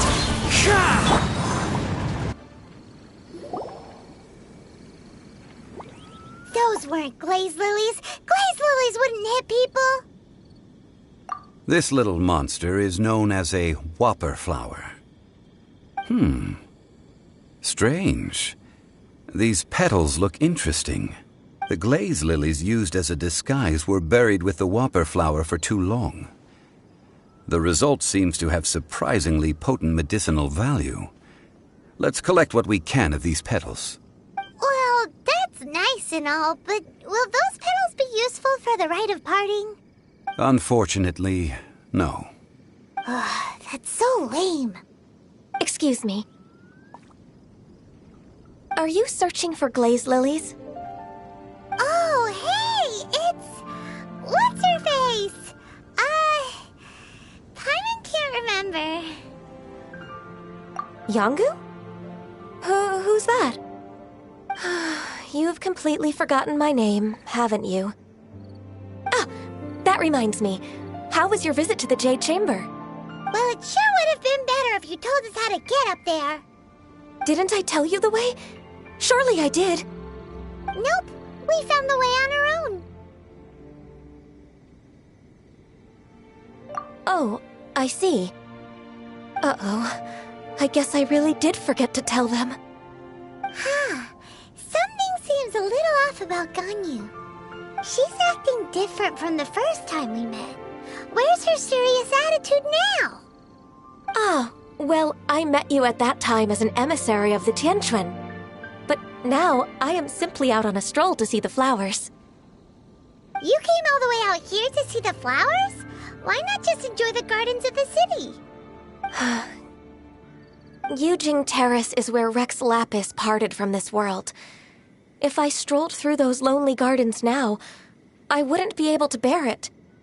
Whenever my duties take me near Yujing Terrace these days, I draw the windows to block my view of the gardens. Oh, sorry. We shouldn't have brought it up. No, it's quite all right. I just haven't processed my emotions yet. When the Archon War came to its end 2,000 years ago, the first iteration of the Seven would gather in Liyue and drink with Rex Lapis. But 5 of those original 7 had already passed before Rex Lapis. It's truly a changing of the guard. Yes, now that the spirit of Rex Lapis has returned to the heavens, only Barbados of Mondstadt remains of the first 7. The other 5, including Inazuma's Raiden Shogun, are no longer the same friends from 2,000 years ago. Of the current 7 Archons, the youngest is Sumeru's God of Dendro. He is merely 500 years old, whereas Rex Lapis was more than 6,000 years old at the time of his passing. This means that Liyue had been under Rex Lapis's rule from the moment it was first founded 3,700 years ago. The city has never had to bid farewell to its deity. So what do you think of this farewell? Huh? This is a little sudden. As a mortal, I've never dared to imagine a Liyue without Rex Lapis. But as an Adeptus, I think I will eventually come to grips with reality. Since Rex Lapis has passed, the time of Liyue's contract with the gods and Adepti has now reached its end. Huh? Did you just say, as an Adeptus? Yes, I am a mix of human and Chilean. Adeptus blood flows through my veins. I fought for Rex Lapis and the city of Liyue during the Archon War. After the war ended, I signed a contract with Rex Lapis and took the position as secretary for the Qixing. I've continued those duties to this very day. Well, let's save that conversation for another day. You say that you are here looking for glaze lilies? I also know where wild glaze lilies can be found. See, I've just picked one myself. Here, you may have it if you wish. We dare not refuse it. Oh, so did you sing a song before you picked the lily? Indeed, I did. I know this tradition well. In fact, I sang a local Liyue ballad to it. Wow, so you really know your stuff, too. Thanks, Gunyu. No, it is you who I should be thanking. If not for this chance meeting, I never thought that I would be able to contribute to the upcoming farewell for our ancient lord.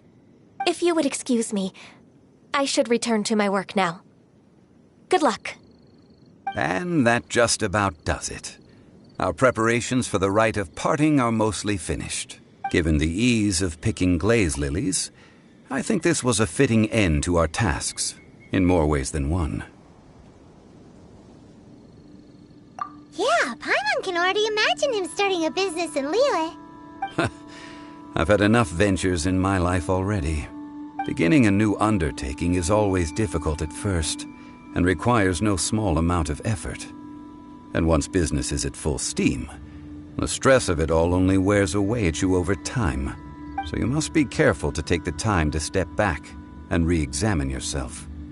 If left unchecked, the wear and tear on your heart may go well past mending. Wow. See? Zhongli sounds like he's already seen it all. Alright, I think it's about time we head back to Liyue Harbor now.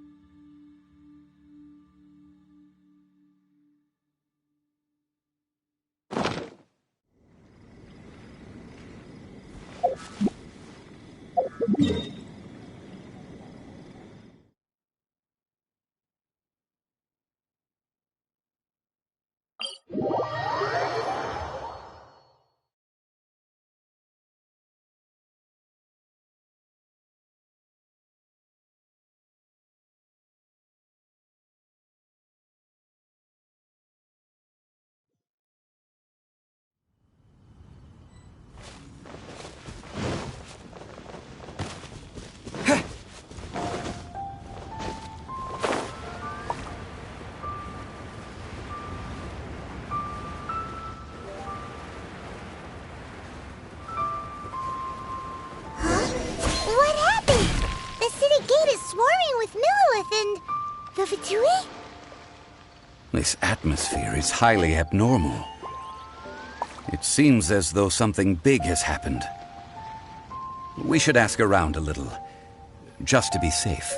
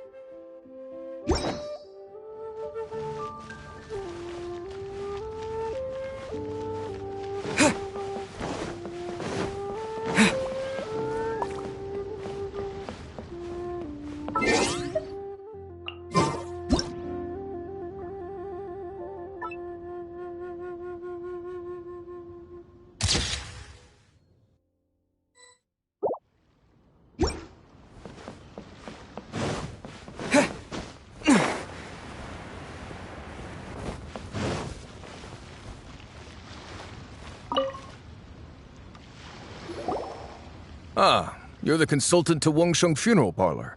Mr. Zhongli, I presume. The Millilith are watching our every move now. These are desperate times. We mustn't act rashly. Desperate times? The Adepti of Joyun Karst are finally on the move. Do they intend to exercise force? Most likely. I've heard that some members of the Qixing have already gone to meet them. Well, I say meet, but it's more like they're attempting to stall the Adepti outside the city. However, both sides were quite obstinate and hit an impasse. It seems inevitable, given the current situation. The Adepti do not acknowledge the Qixing. They only acknowledge the contracts of the Geo-Archon. If the two sides come to blows, Liyue Harbor will be in no position to stop them. Surely the Liyue Qixing are not the sort to give in so easily. Their boneheadedness is known throughout the lands. Yet it's because of that obstinacy that mortals and Adepti are now on the verge of conflict. And what now? How is it that the Fatui have come under fire? That's all Ningguang's doing. She proclaimed that in these tumultuous times, the Millilith must rein in the actions of the Fatui. Only now do they want to start keeping tabs on us? That's the Qixing for you. Anyway, Mr. Zhongli, you're one of Child's close associates. Please understand that your actions will reflect on us. Don't let anyone catch you off guard. It looks like things are about to boil over in Liyue Harbor. Do you intend to use your neutral identity as an intermediary between both sides? Or will you use your sword to turn the balance? Neither path is an easy one. Oh, by the way, Mr. Zhongli, we've heard that the Wangsheng Funeral Parlor has also been caught up in all of this. They're currently squaring off with the authorities at the gates. Things are taking a turn for the worse.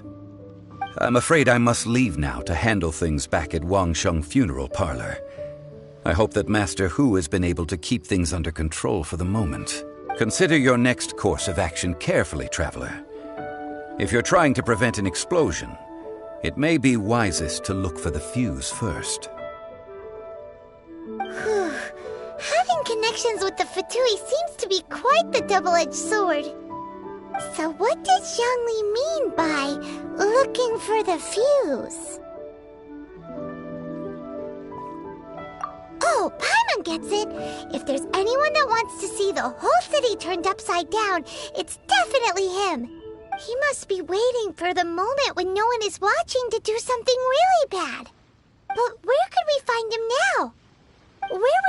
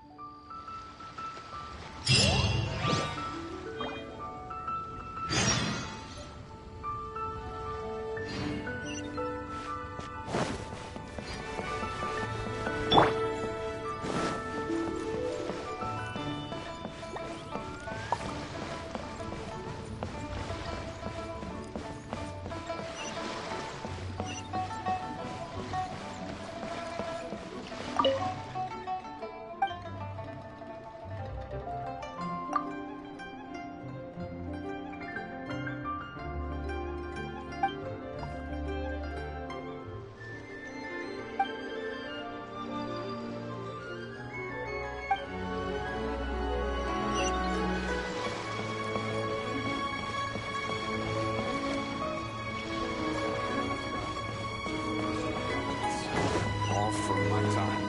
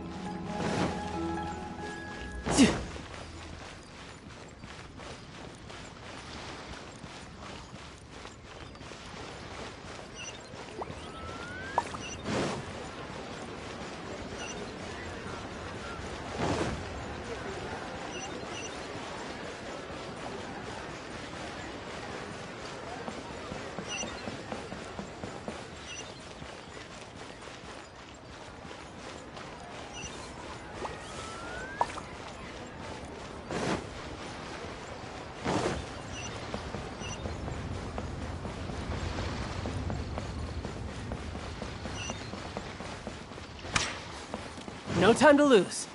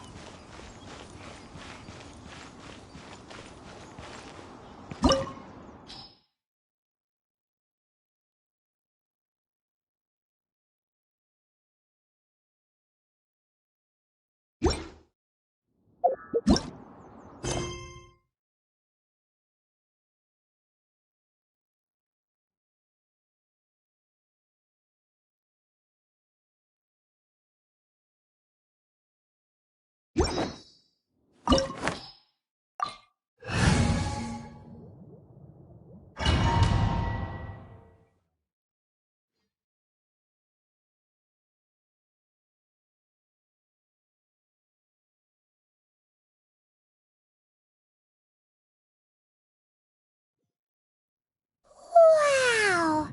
This is the Golden House? It looked impressive enough from the outside, but who would have guessed that it was even fancier on the inside? And so full of Mora! This is where all of Tibet's Mora is minted, right? In that case, maybe they won't notice if a few Mora go missing. Oh, so it's a trap! Tricky, tricky. Good thing Paimon's got you here. But even if we can't take any, we can still have a closer look, right? Or better yet, take a nap on top of a mountain of Mora. It's like a dream come true.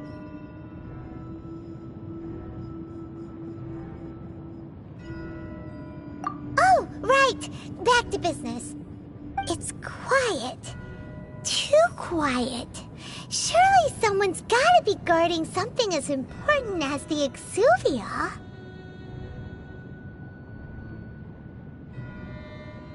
Huh? Look! What happened here?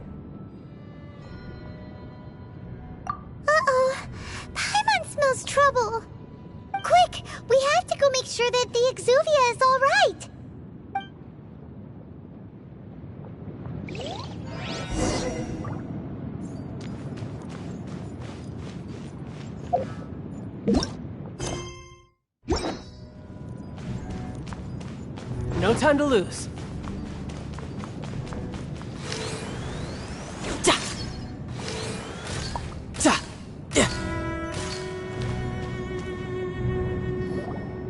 You've already fulfilled your task as guides, so why do you still linger here?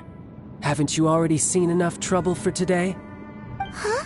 Who's there? If you were Fatui, I imagine that you would be entitled to a generous reward from the Tsaritsa herself. But now, you're nothing but dross, and you're in my way.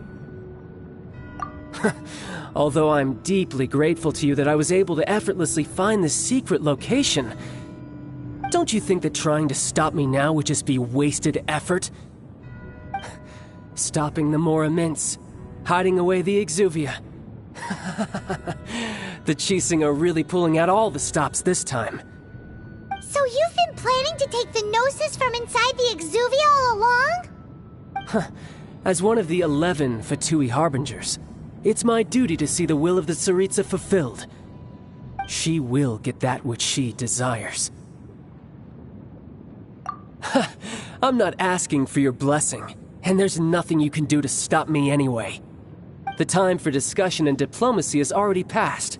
I mean, if it were up to me, I would have skipped that stage to begin with.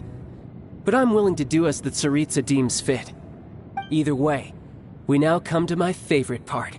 A simple pleasure, and one that I am oh so delighted to be sharing with you. The battle. Battle? So you're the type that goes looking for trouble, huh? You could say that. When Signora offended the deities outside the cathedral in Mondstadt, she swiftly left the scene once her mission was accomplished. Instead of confronting you directly, she chose to rely on the snow and ice to make her escape.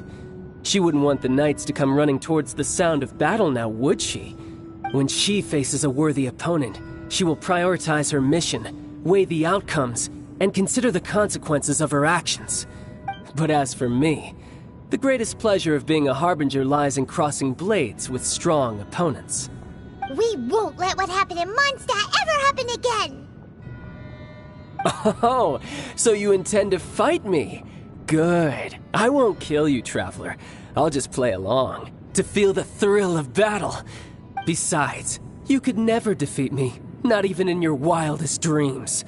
But hey, try to relish the fight anyway, because if you ask me, without that, what else is there?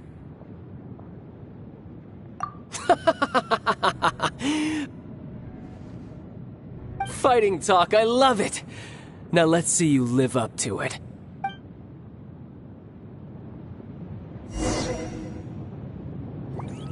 This chance is hard to come by, so show me all you've got. So very few ever get the chance to square off with a Fatui Harbinger. So come now, amuse me, and don't you dare disappoint. Fallen leaves, adorn my night! The wind knows me.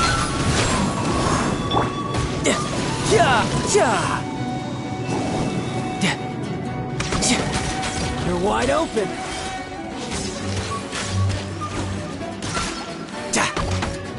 So quick to flee. Amateur mistake.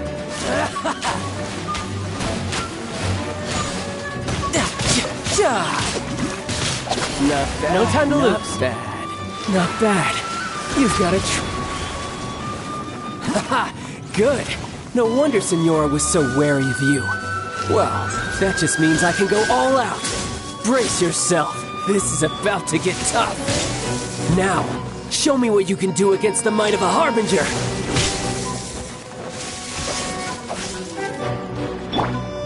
Adventure time.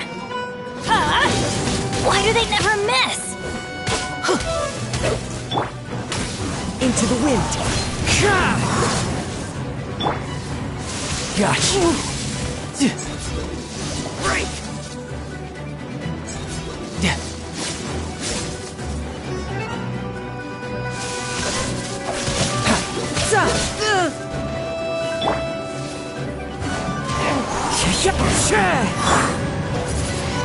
Wind blade. Disappear. You've got some skills. This.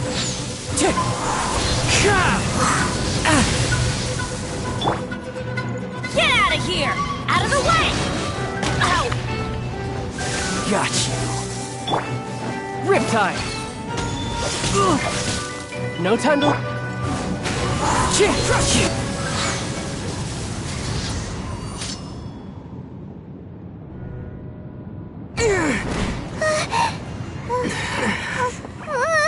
Not bad. Your swordsmanship is quite impressive.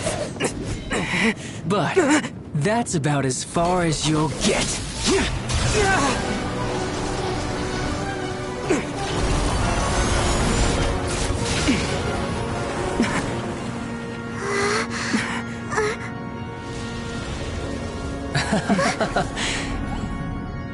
Didn't think you had that card hidden up your sleeve. You were just playing us to get close to the Exuvia! Oh, quiet down. Stop acting like some wide-eyed recruit. You've seen this world. You of all people should know. This should have been expected! Well then, I'll be taking Morax's Gnosis now! I see. Well, this is most unexpected. You beat me to it, didn't you?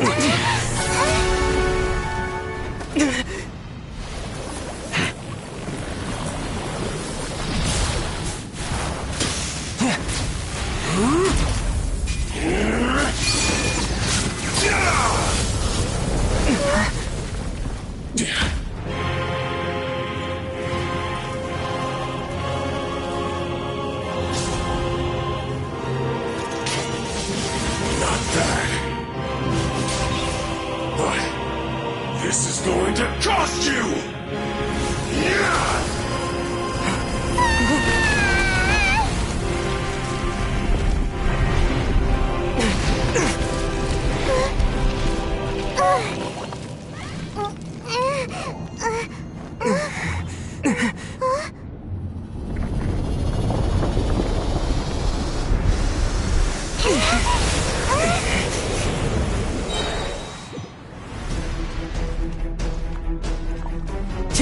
You got to the Gnosis ahead of me, didn't you? Did you simply move faster? Or did you leak the information regarding the Golden House to me on purpose? No matter. Hand the Gnosis over, now! Don't make me take it from you! We didn't take it!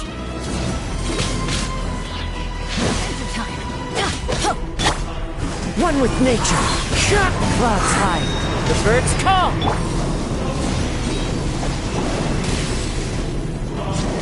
Off we go! Get out of here! You're mine!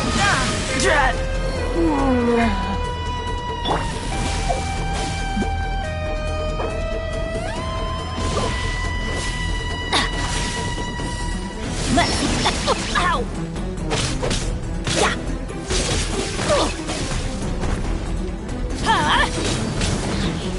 Adventure time! Off we go!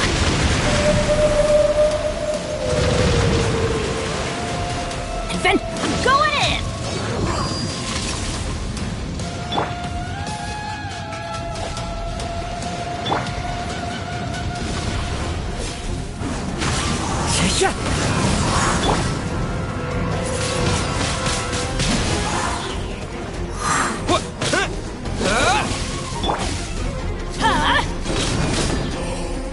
Die into the wind.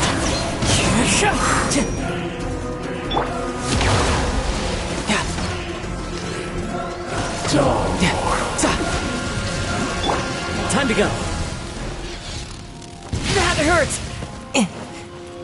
One with nature. As one with wind and cloud.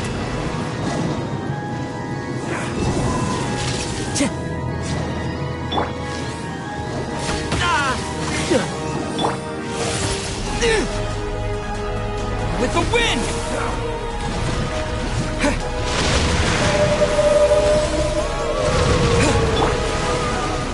Get out of here!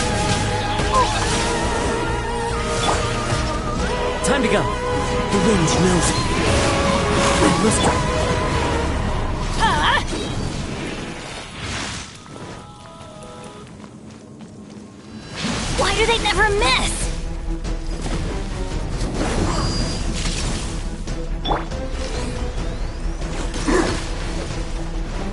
No time to lose.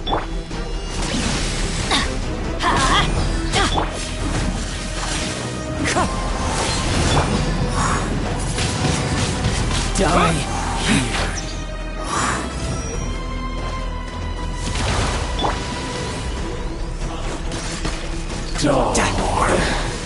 Some you win, and some you lose.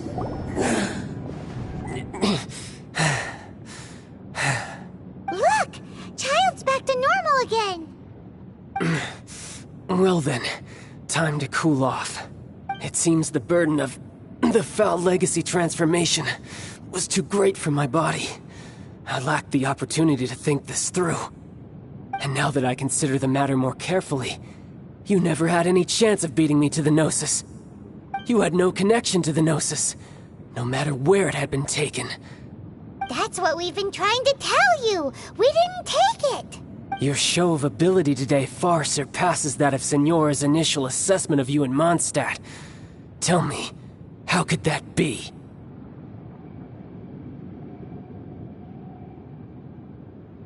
You already know the answer, don't you?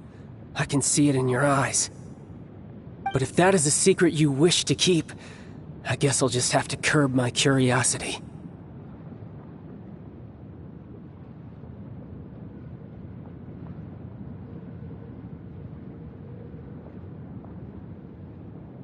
This battle has already left me satisfied. Anyone who strives as I do to grow stronger shall be called a friend, even if our friendship can only be shown in battle against one another. Pretty sure that's not the normal way to make friends. Unfortunately, I must bring this amiable conversation to an end. My quest still beckons.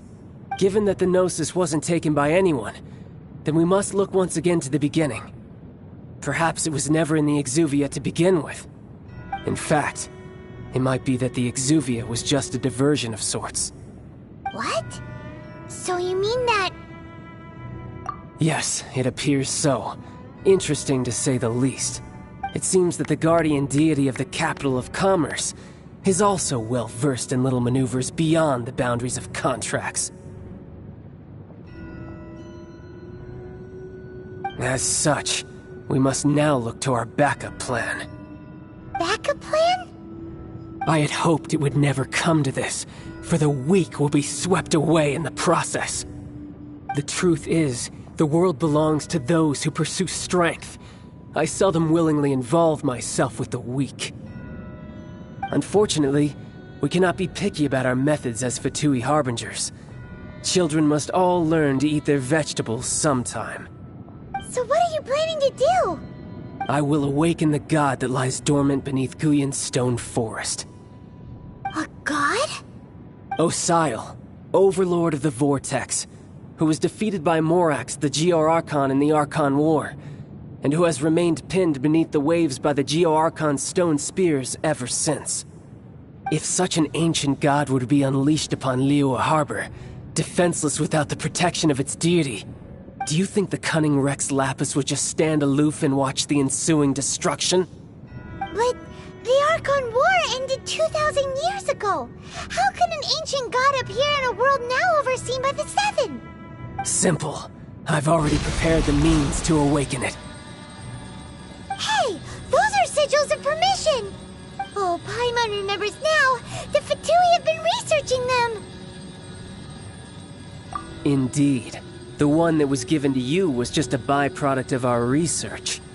With the power of so many sigils of permission concentrated in one place, along with that which was bestowed upon me as a harbinger by our Tsaritsa, breaking the subduing might of the Geo-Archon spears for a time should be no obstacle. Using the powers of ancient gods in such a situation fails to interest me, and is largely against my principles. But knowing that such an action will not only force the Geo-Archon to show its hand, but you as well, that makes matters a little more intriguing.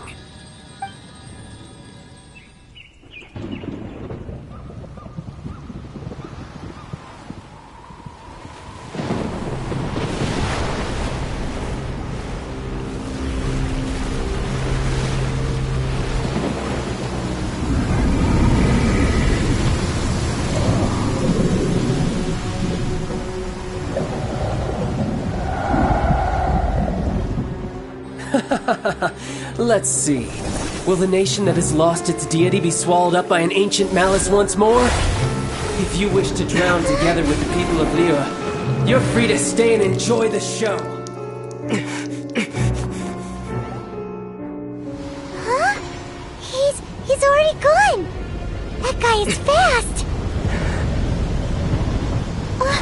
What's going on?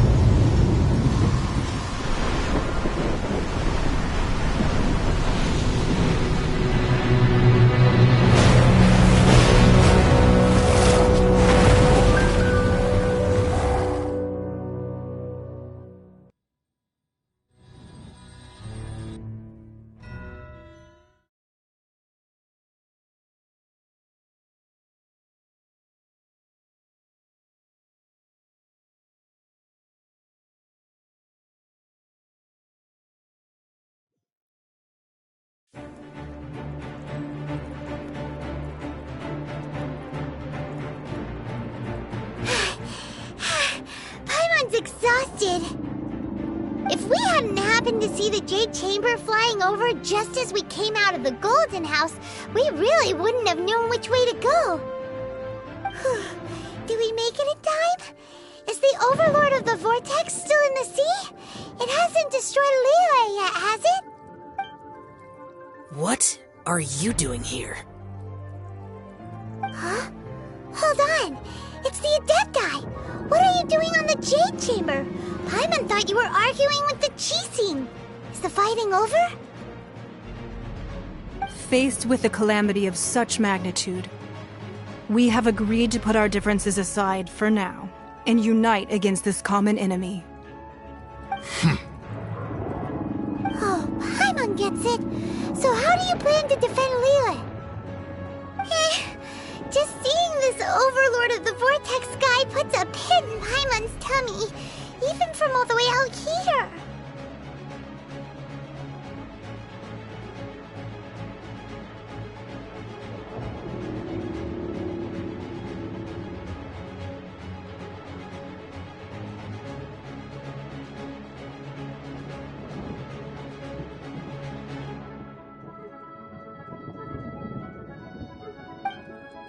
It's not just you. We've got new Millelith recruits who can't even stand at attention without shaking. The force of an ancient god's presence seems to be too much for ordinary people to handle. Which is why we must stop that monster before it gets any closer to Liyue Harbor. So the Archon War was fought 2,000 years ago against enemies like that thing? Now that's scary. So will the power of the Qixing, Millelith, and Adepti gathered here be enough to stop that god?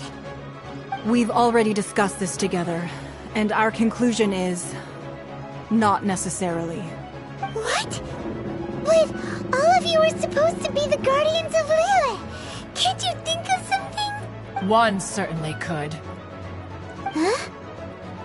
The Qixing did once research the matter of the Guizhong Ballista when it piqued their fancy. And as fate would have it, one who did craft the Guizhong Ballista with one's own hands is here. For what could you mortals ever learn of Adepti mechanisms? Yet, it would take one, but a little tinkering to turn this ballista into an engine of war beyond your wildest thoughts. I suppose this is one blessing from the Adepti that we should be thankful for. So be it. We shall use the upgraded Guizhong Ballista to fight off that god. All the Adepti here can lend their strength to man it. We haven't a moment to spare. Our battle begins now. Yep.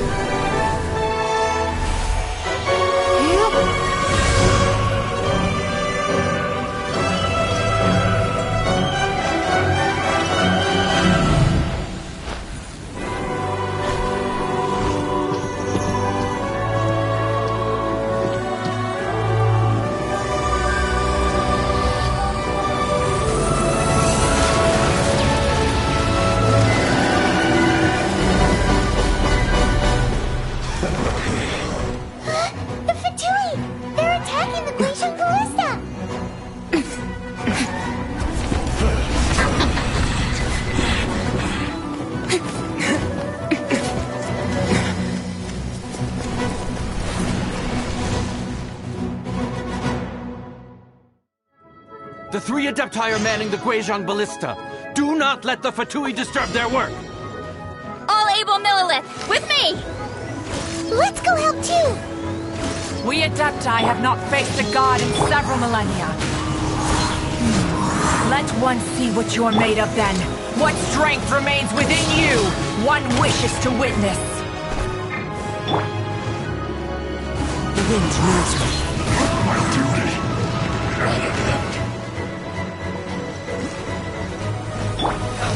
Let's move. Fallen leaves, adorn my night! Into the wind.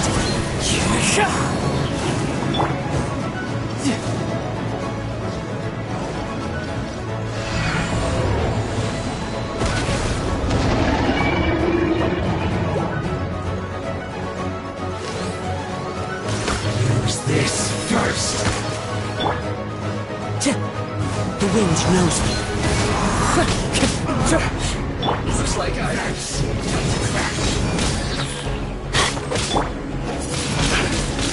Wind blade!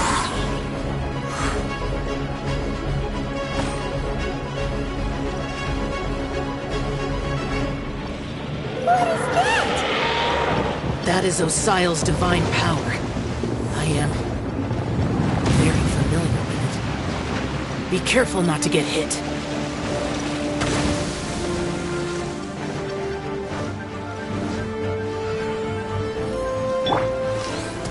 The Fatui!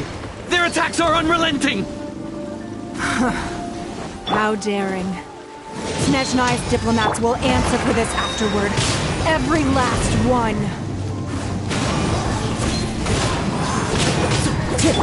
You can run, but you can't.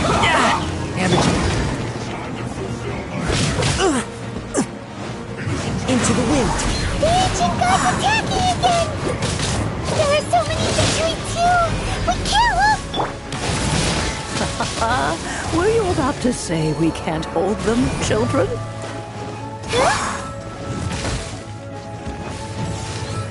Don't lose heart. Here, take this. This is adeptal energy! That light from your body, it's like the time in Julian Karst! Wow! It's Madame Ping's shockwave! This green is really strong!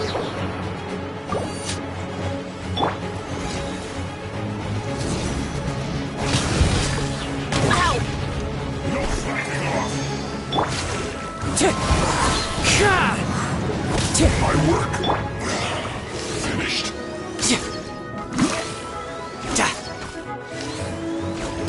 No, you're not going anywhere. Brace yourself. This is gonna hurt. One with nature. With the blood of the Chelian, I guard you against evil! Cast your fear of injury by the wayside, and fight with all your might! I too did this during the Archon War! So this is what Ganyu's like in a fight! My name means swiftness. Take my power and run as I do. We're going too fast!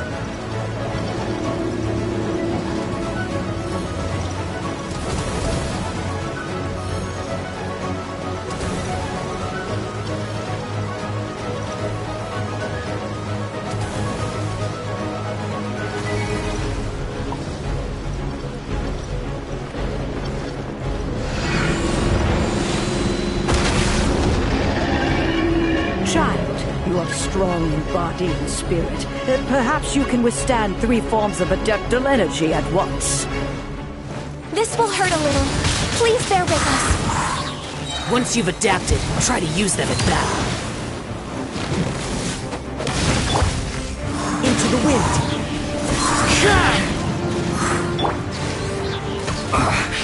I guess this is it. Cold-cut one! Cooked food. Disgusting in a sweat. Riptide. My duty. Have a load of this first. Clouds high. The birds call. Exercise caution. I fear that the god's power has reached its peak. In other words, if we hold here, there's nothing worse to come, right?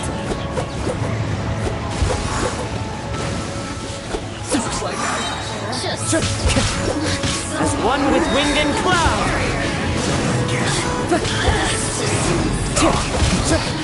This isn't good.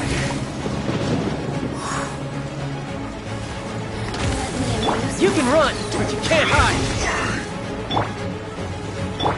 With the wind! This should be fun. My work.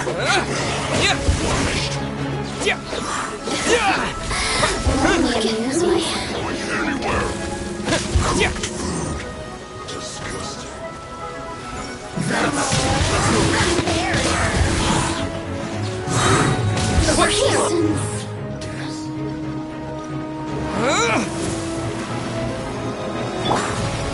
The wind knows me. The Fatui's numbers are thinning! Fight on, comrades! Once we finish this lot off, the Adepti will be able to deal with the god in peace.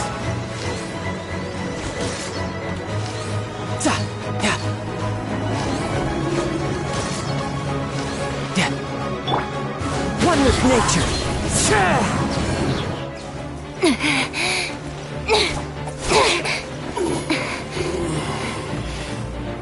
The interlopers are no more. Now we may commit ourselves fully.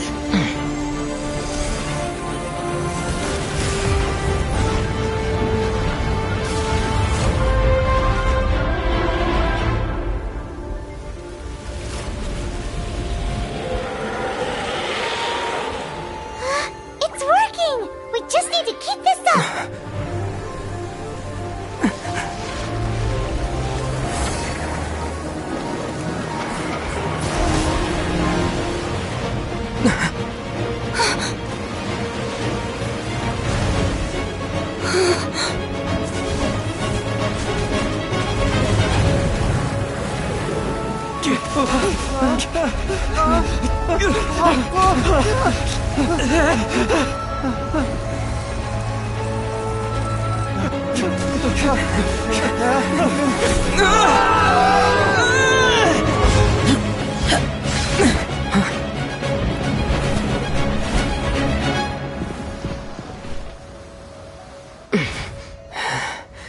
Be careful now. The Guizhong Ballista is destroyed. Without its covering fire, retaliation shall be difficult. But the Jade Chamber is our last line of defense. We can't give another inch, no matter what. I have another idea. What do you mean, Lady Ningguang? I'll sacrifice the Jade Chamber. What is the meaning of this? I understand. Traveler, lend me a hand. Farewell, old friend. Goodbye for now. Let us meet again in the future.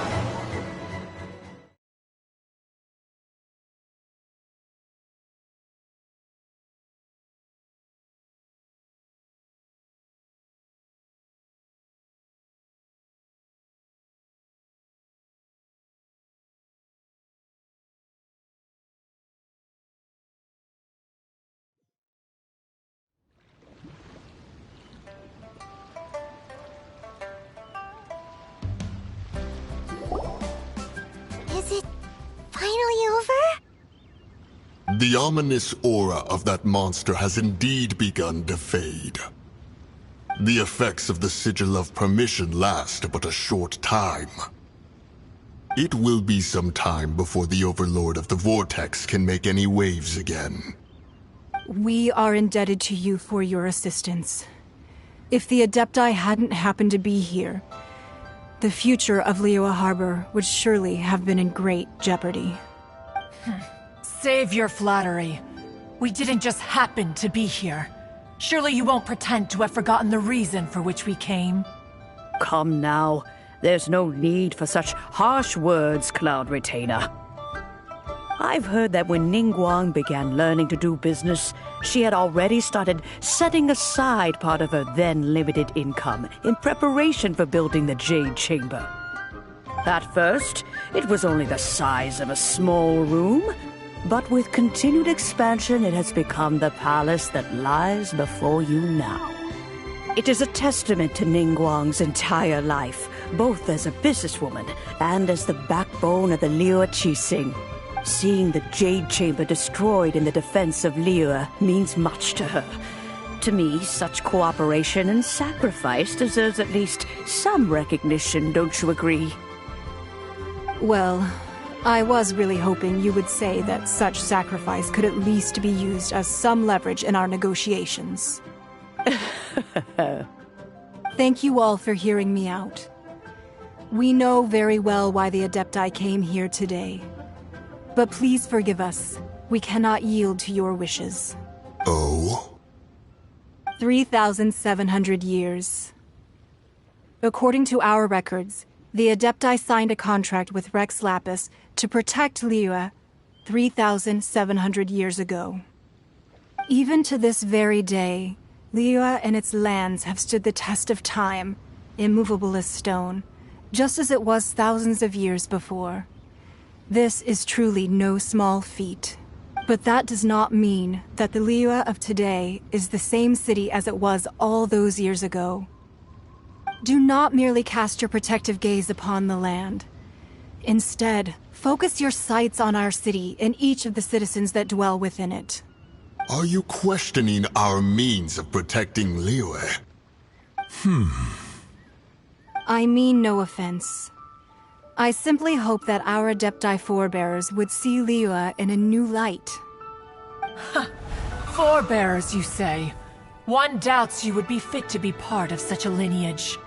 This morning, Rex Lapis appeared to me in a dream. What? In the dream, I yearned to tell him that we Qixing, though mortal, are equally bound to the contract. Each passing generation of the Qixing leaves many things of value to be inherited by the next generation. I also thought to tell him how the past generations of Qixing had strove under his rule to survive in our mortal world, establishing a network of contracts which has since come to be known as trade. But I dared not speak. I could only gaze at him in silence until the moment I awoke. Oh, Ningguang. Yet another perspective. What are you trying to say, Outlander?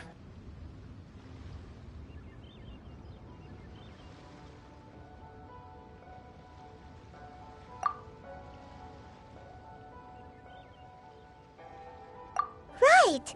That's something that happened in Mondstadt. It's a story about the Four Winds and the people of the Animal Archon.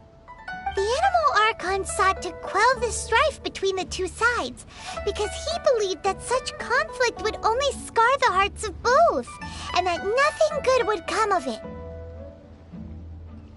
Each of the 7 nations has its own scars from the past. Though your point is the very height of simplicity. As Adepti, we've become a laughingstock, to be chastised thus by an outlander who has lent us such succor. All right, all right.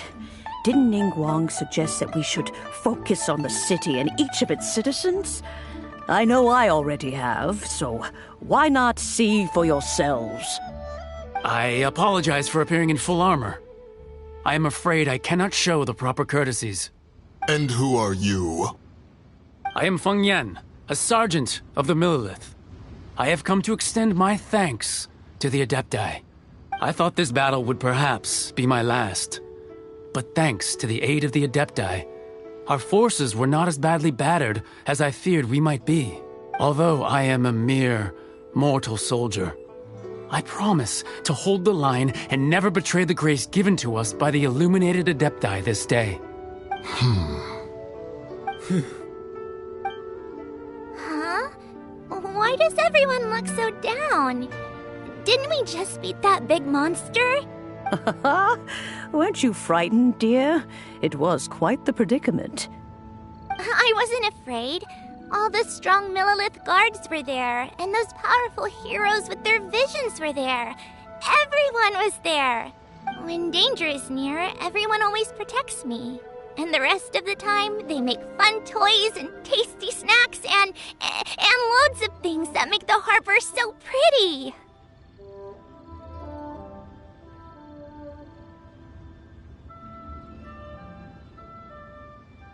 Thanks for protecting Liyue Harbor. Please come visit us for the next lantern rite. Unfortunately, we wouldn't be able to participate. Huh? Because we are Adepti. Oh, okay. It must be hard being an Adeptus. Aww. You see, this is what Liyue is like today. The country of contracts is grateful to the Adepti for their protection, but it is no longer necessary for the city to rely on the Adepti's power to solve every little niggling matter. Although their blood is weak, there is still strength to be found in those we call mortals. The time of contracts between gods and Liyue has long since passed. Now is the time of contracts between Liyue and its people. Seeing the port around us now, it is hard not to feel a bit out of place. Wouldn't you say so, Cloud Retainer? Your line of inquiry is askew. One did not spearhead this expedition to Liyue Harbor. Seems like the Adepti have had a change of heart. Let us return now. Eager to leave, conqueror of demons. Yes, one understands what the Conqueror of Demons means. The city of Liyue has changed much after our long separation. One fears that by the time one finally grasps the new contracts of Liyue, you humans would have once again changed the place beyond recognition. Fair enough. Away we shall, and return whence we came.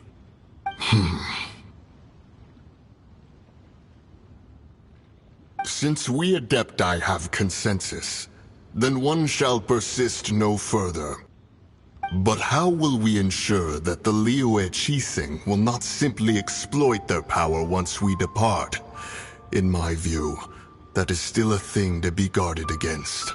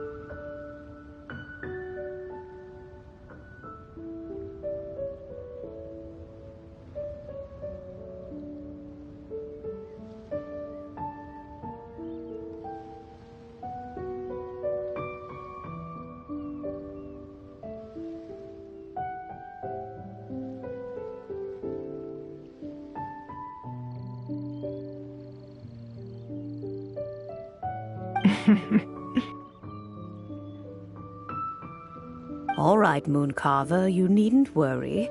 It seems to me that this right of supervision is best left to the people of Liyue.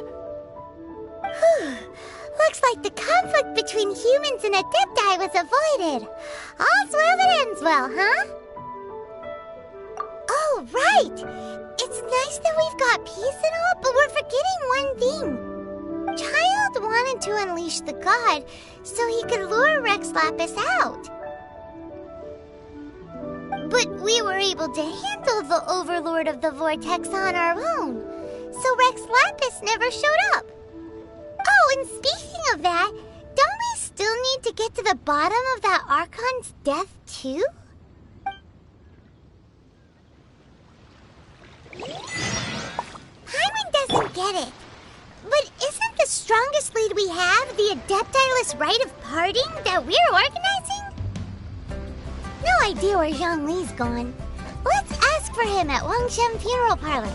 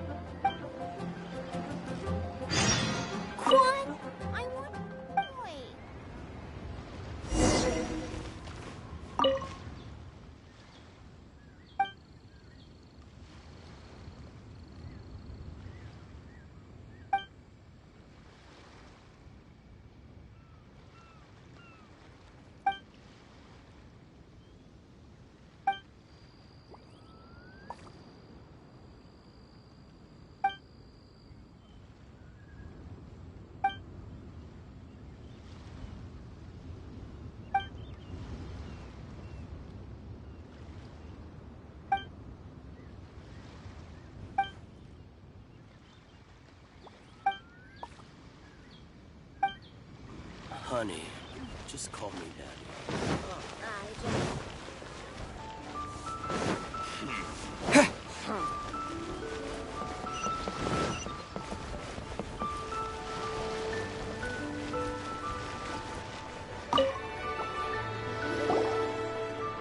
Is there anything I can do for you two? I'm afraid that Wangsheng Funeral Parlor isn't in the best state to receive guests. We've come to see Zhongli. Could you please tell him we're here? Unfortunately, Zhongli isn't here at the moment. It seems he went to Northland Bank. Doesn't the Northland Bank belong to the Fatui? Last time we saw Zhongli was before we went to the Golden House. Do you think he doesn't know about the attack on Liyue? Visiting the Fatui at a time like this could only mean more trouble. We had better go and make sure that everything is okay.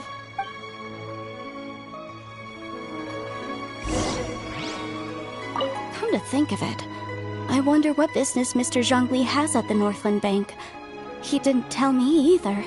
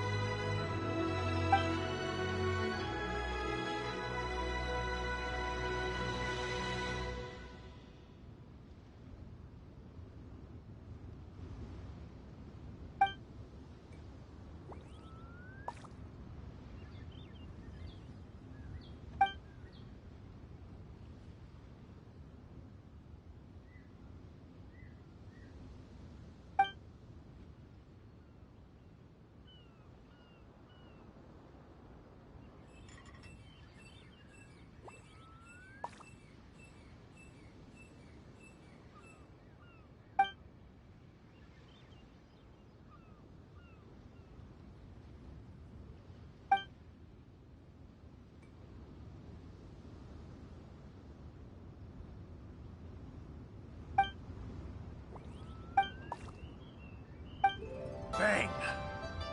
And with that, the fate of the Wuhua Brotherhood was finally sealed. A seat with a view. He's a class act, that one.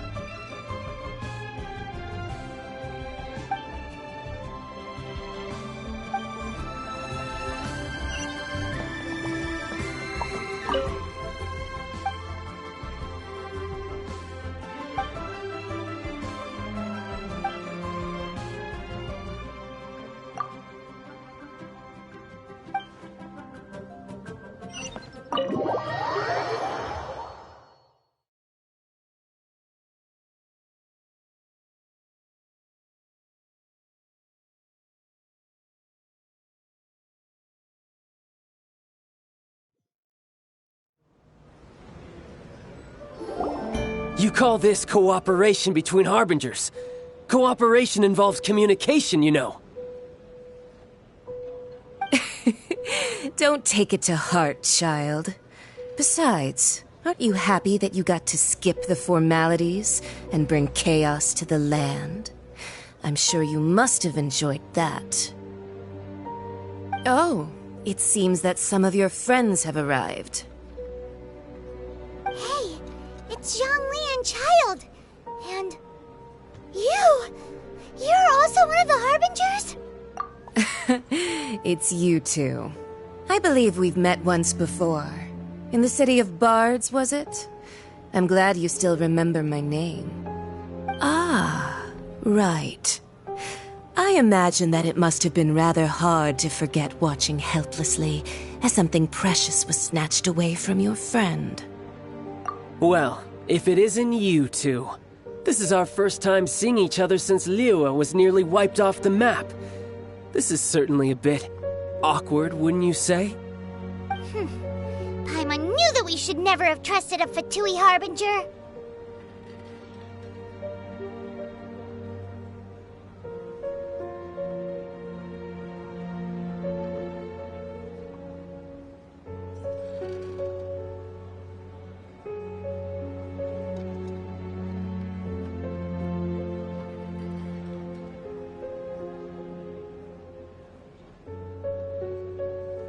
Oh, now don't say that. Sure, I may have misled you, but I never had anything against you personally.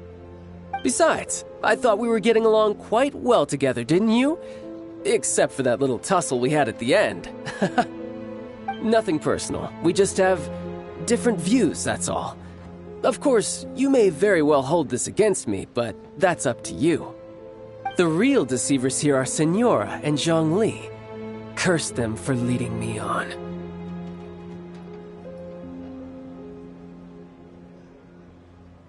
So actually, I think...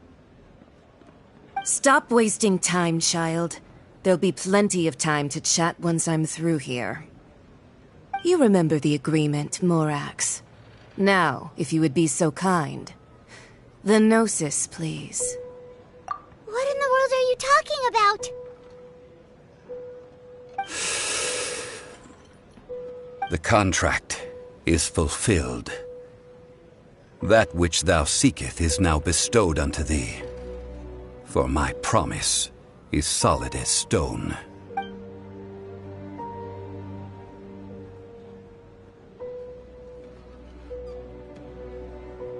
How sanctimonious.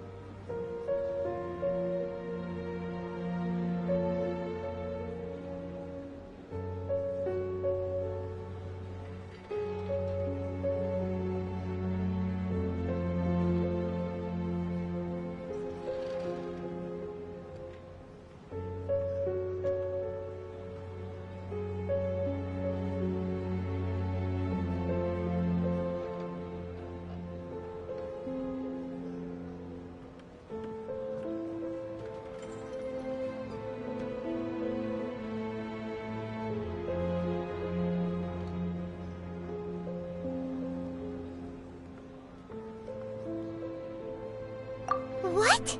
So you're the Lord of Chio? No, wait! That's an exciting twist and all, but why give the Gnosis to the Fatui? I do not give it for free. I give it as agreed upon in the contract. For it is a matter solely between the Tsaritsa and I. Yeah, you don't think you went a little bit too far with that whole fake death thing. Everyone was preparing the ceremony for you, and splat! This big dragon falls out of the sky, and all of Liyue goes into an uproar.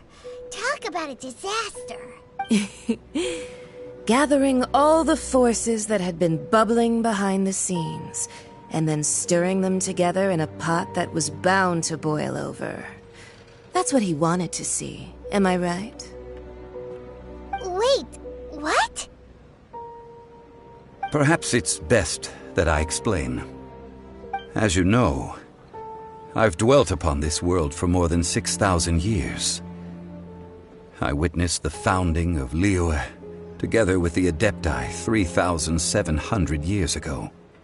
Even boulders that can withstand whirlpools will erode with the passing of time. I kept convincing myself that cracks had not begun to form, and that the end of my time had not yet come. Until one drizzly day, as I was strolling along the harbor, I heard a merchant tell one of his workers, "You've finished your duties. Go ahead and call it a day." I stood motionless among the crowds, asking myself, have I already finished my duties? Oh, Zhongli. But as I began to consider relinquishing my divine role, I soon discovered that many reasons still remained to not hastily depart. Was Liyue, the city I had dwelt in for so long, already prepared to enter its next age? I decided that a test was needed in order to reveal the answer. So I feigned my own death, and gathered the cast of Child, the Adepti, and the Liyue Qixing to play their roles together on the stage that was Liyue. That's right, which is why I continued to safeguard the Gnosis until now. So you mean that if the chaos ever reached the point of no return, you would simply appear and use your divine powers to bring Liyue back under control? Of course, and it would have been all too easy for him too. Just as a child quickly matures after losing their parents, so has Liyue matured when faced with the death of its deity. I was pleasantly surprised with the finale of the show that you all put on. Why, you even deserved an encore. The Adepti deserve the greatest applause, considering their years of seclusion. They hardly recognized the city, yet faced with such a crisis, they exerted the greatest amount of restraint. Not only did they manage to cooperate with the Qixing, but in the end, they even tried to understand the heart of the people. And hats off to the emissary dispatched by the Cryo-Archon to fulfill our contract, Signora. She managed to keep everything she knew in strict confidence, far from the eavesdropping ears of her colleague Child, just as I had requested. All the while, I carried on as Zhongli, and fulfilled the traditions of Liyue in this mortal form. Thank you for walking that path with me, Traveler. These things were all a part of my script. The only unforeseen plot twist was the conduct of the Liyue Qixing. I had expected them to do no more than the Adepti, to come to the defense of Liyue. But when all was said and done, they seized the opportunity to supplant Liyue's divine protectors, and used the subsequent power vacuum left by my death to quickly gain complete control of Liyue. Huh?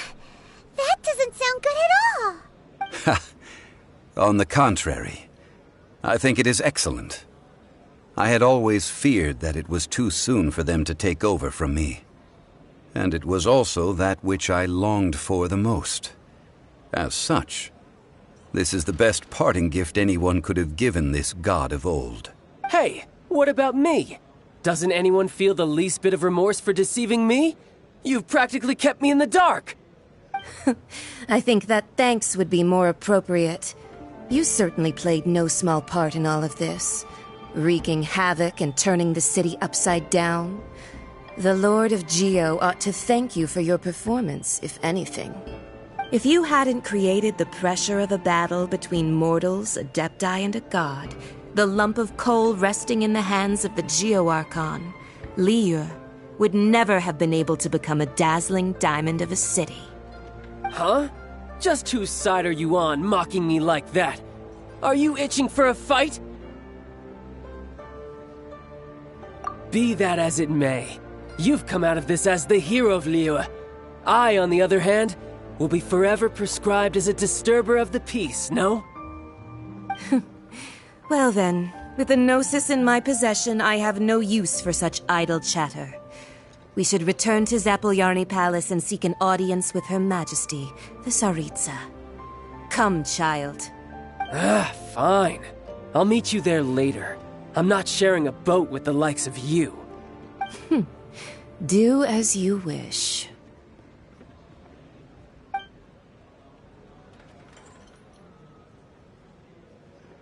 Now then, is there anything else you wish to ask me? Right! As Zhongli always told us, a good trade is a fair trade. Paimon has no idea what could be a good trade for a Gnosis. Realistically speaking, there is no such thing. Huh? However, I am the god of contracts. For thousands of years, I have made countless contracts. If the deal was of no benefit, then I certainly would not be inclined to agree to it. My agreement with the Cryo-Archon will be the last of my contracts as the Geo-Archon. My contract to end all contracts. As for the bargaining chip that the Tsaritsa used to balance the scales, uncover that answer for yourself in your future journeys.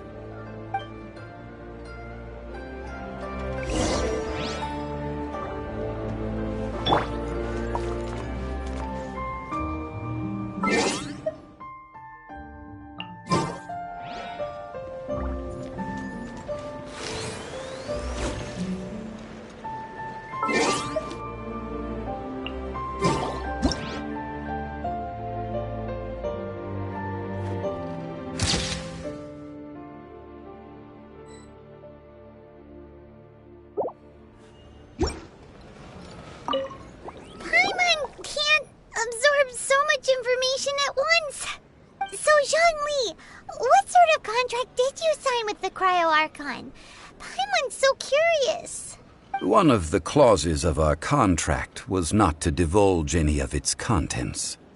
Ugh, you're so petty.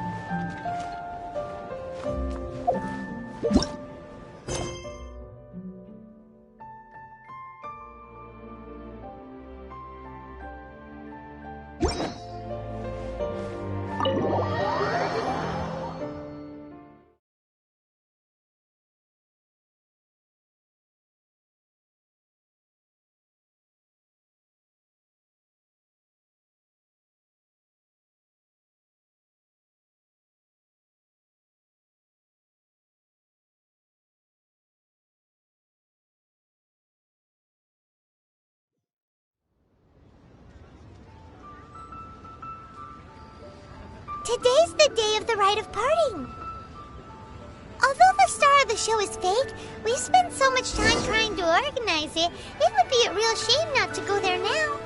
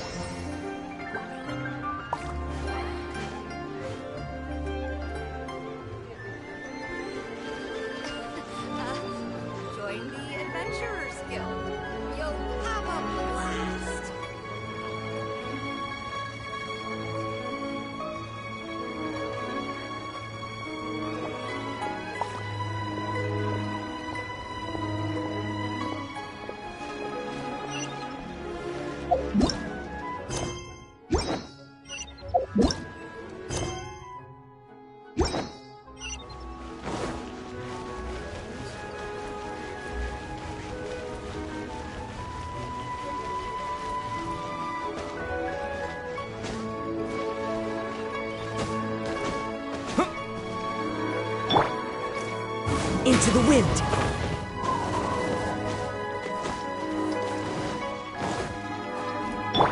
This is a peaceful neighborhood.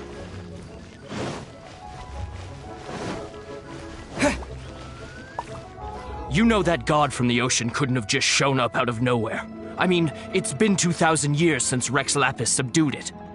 Yes, and to think that this happened right on the heels of the incident with Rex Lapis, too. Say, do you think the person who assassinated our lord and released that evil god might have been one and the same? Now that you mention it, that's very possible. Yes, it's very possible indeed. I mean, it all fits together. That person must have colluded with the evil god to harm Rex Lapis. Oh, that wicked, black-hearted scoundrel. Still, what sort of supernatural prowess must this person possess to be able to do such things? I have never heard of such a person in all my years. Ah, forget it. Guessing's no use to us. Look, the Millilith over there looks like he's about to make an announcement. Let's hear what the Ministry of Civil Affairs has to say first.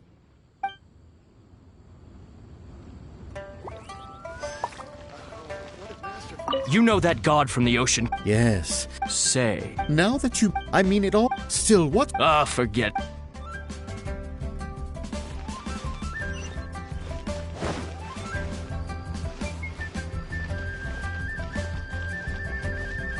Oh, well, since we're going through with this rite of parting, I guess it means that those rumors hit the nail on the head. So Rex Lapis is really... But they didn't catch the culprit, did they? Oh, come on. Do you think that the assassin could have been a normal person? You know what I think? I don't think any of the gossip on the streets you hear from those shady types is worth anything. There's only one real possibility in my mind. I've heard that the assassin was that Fatui fellow. Youngish, pretty high in rank. I think they called him Child. The Fatui? They certainly are very suspicious. Who knows what those greedy, crooked folks... Shh! Lower your voice. If the catch you in their sights, Rex Lapis won't be around to protect you this time.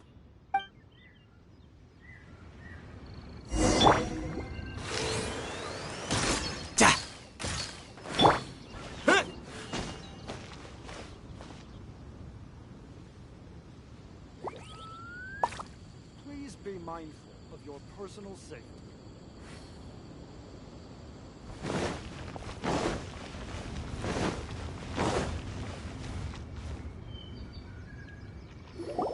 Hear ye all! The Qixing's words. Though a dragon soars ageless as the mountains, it too must return to dust. This is common knowledge. Gods and Adepti live glorious lives, but both light and shadow have their season. So too must they face divinely appointed trials. Rumors and hearsay abound on the streets that Rex Lapis was murdered. Now, let the truth be revealed. Having been thwarted in his trial, Rex Lapis's soul has recouped the celestial heights. He beseeches the people of Liyue to grieve not and to let not their hearts be saddened. Nor are they to believe street-born rumors or indulge in baseless speculation.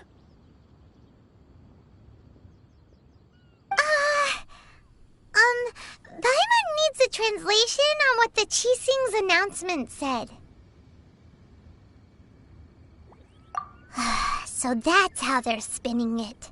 Something feels off. Why would they suddenly give up looking for the murderer? Not to mention how this excuse sounds like something they just made up on the spot.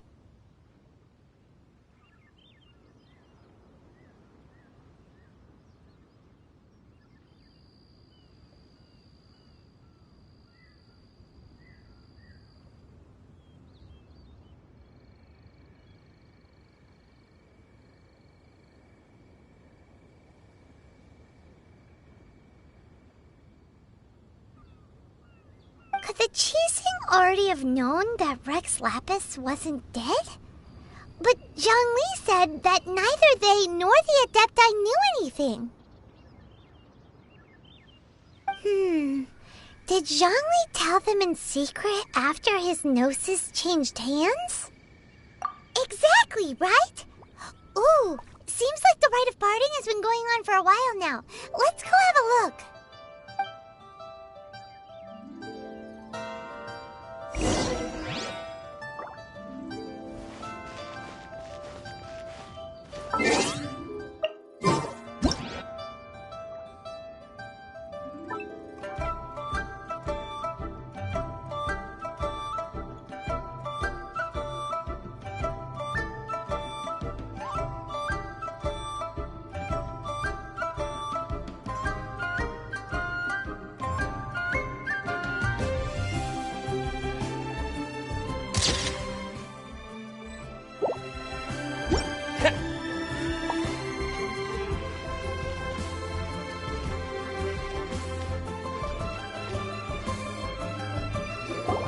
Look, it's Ningguang and Keqing. Are they saying something? Are there speeches over? As said previously, Rex Lapis's soul returning to the heavens is the end of the contract. And it is also the end of an era. 3,700 years of contracts burnt and reduced to ash. We, the people of Liyue, were indeed prosperous. But blinded by our prosperity, we forgot that time can be pitiless. The long, unending dream of our Archon walking among us. Now that we have awoken from our dream, we must learn to say farewell. Will you stand with us as we re-establish our contracts? As we build a new age of prosperity? So concludes the words of Her Eminence the Tianquan. Does Her Eminence the Yuheng have anything to add? Huh? Is she looking this way? Traveler. Yikes! She really is looking our way! Is that the traveler who they say defeated the ancient god? So young. The Liyue Qixing always repay their debts. And as you have heard, our eyes see far and our reach is long. Name your price. You deserve that much.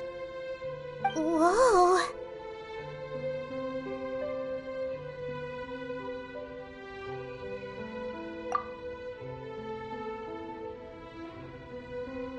Well, could you help me put up some missing person posters?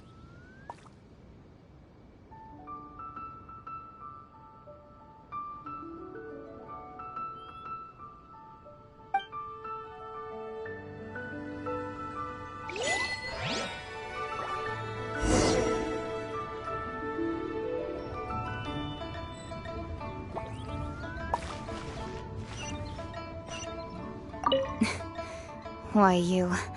Were you just trying to look cool earlier, or are you really that selfless?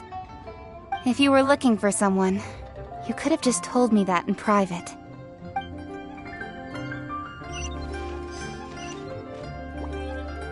Roping you in was possibly the most masterful move we could have made. I believe that future generations will say so too when our deeds come up for their review.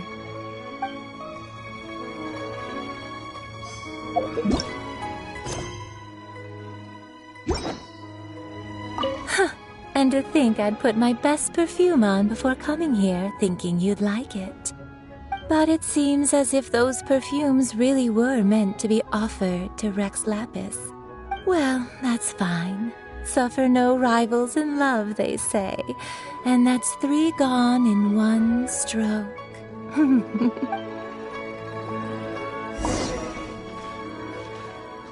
As for the mortals and adepti of Liyue, what shape shall our relationship take from now on?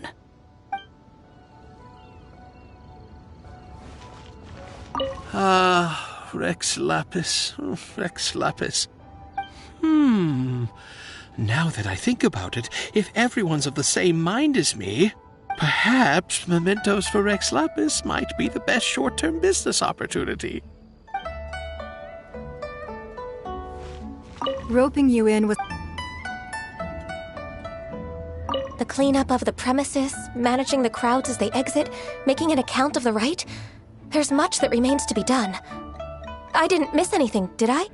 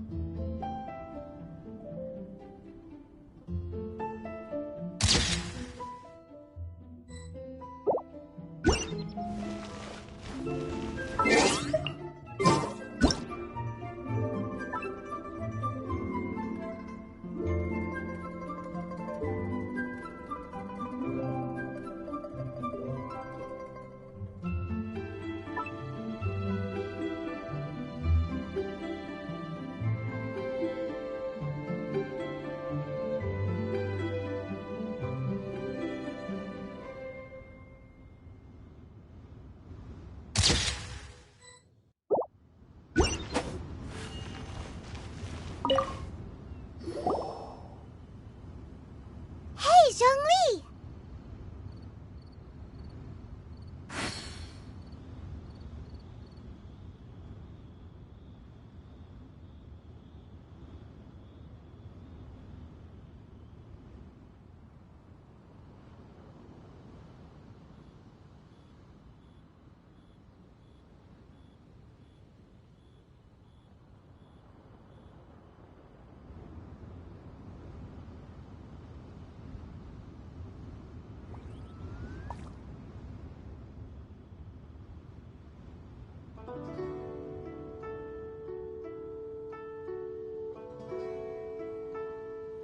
Look at this!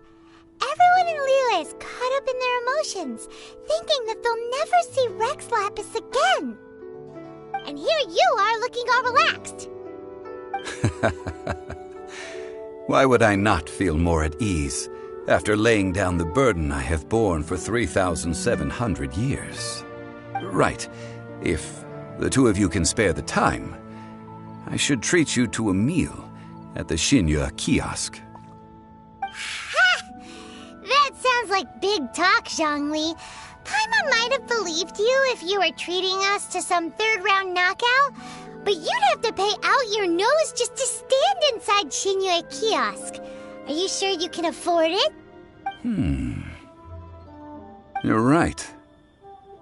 I do like the Mora. As the Rex Lapis Morax, I can easily create Mora. But since I have chosen to walk this earth as the mortal Zhongli, I should abide by the same rules that mortals do.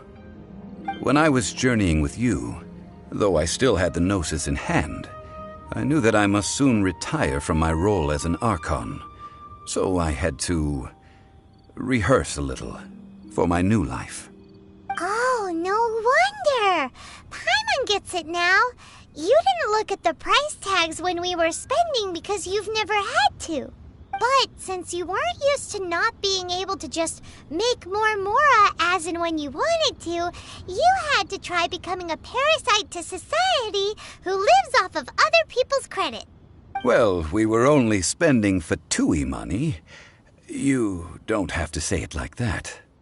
In the City of Commerce, we do not merely exchange money or goods. We also exchange knowledge, memories, and foresight, as well as positions, roles, and lives.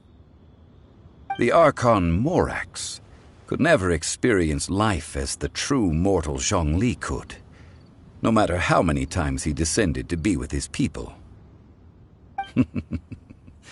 I must thank you for that. I will treasure the memories that I made as Zhongli, traveling the streets of Liyue with you. That is true. But there is no journey that does not end. No meetings without partings.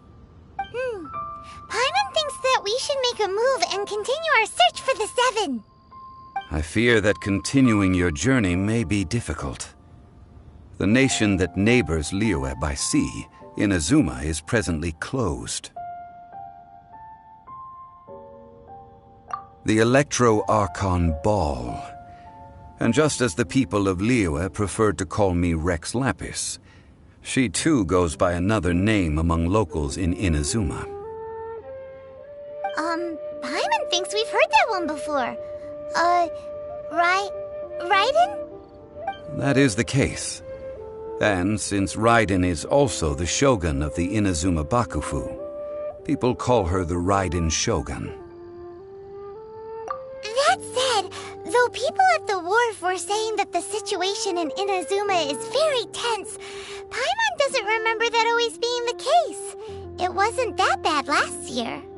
Zhongli, since you're Rex Lapis, shouldn't you know something about what's happening there? Just how did Inazuma become a closed nation? It's because of visions. Visions?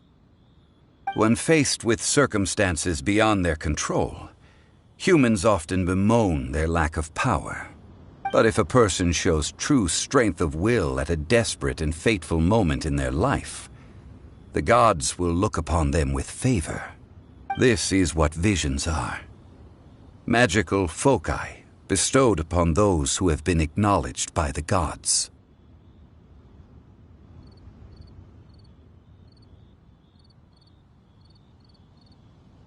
Uh-huh. That's how people in Teyvat see it. But starting from last year, the Raiden Shogun began promulgating the Vision Hunt Decree. Vision Hunt Decree?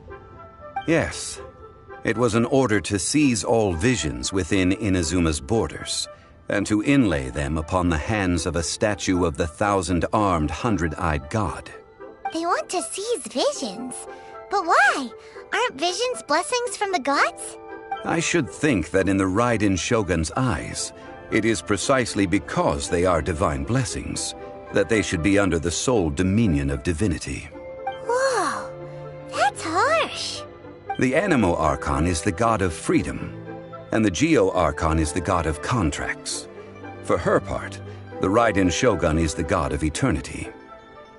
It seems as though she has finally decided to eliminate any unstable elements that could pose a threat to her eternal realm.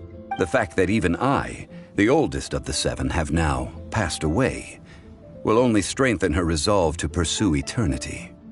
Knowing her, she must have again quoted that adage she is most fond of when proclaiming that decree to her people. 7 ideals for 7 gods, and of these, eternity is nearest unto heaven. All right then. Was there anything else you wish to know?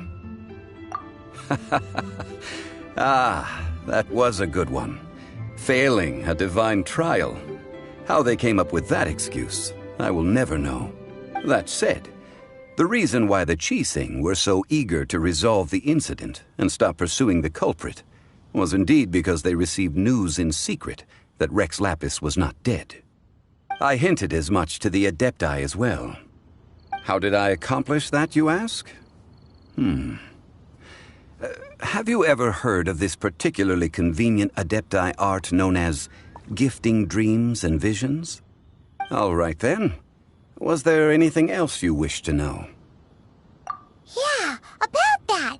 Before the Qixing made their announcement, we listened to a lot of people talking on the way. Most of them put the blame for everything on Child. These are indeed false accusations. But it remains undeniably true that Child did send people to the Jade Chamber to prevent the Adepti and the Qixing from defeating the ancient god.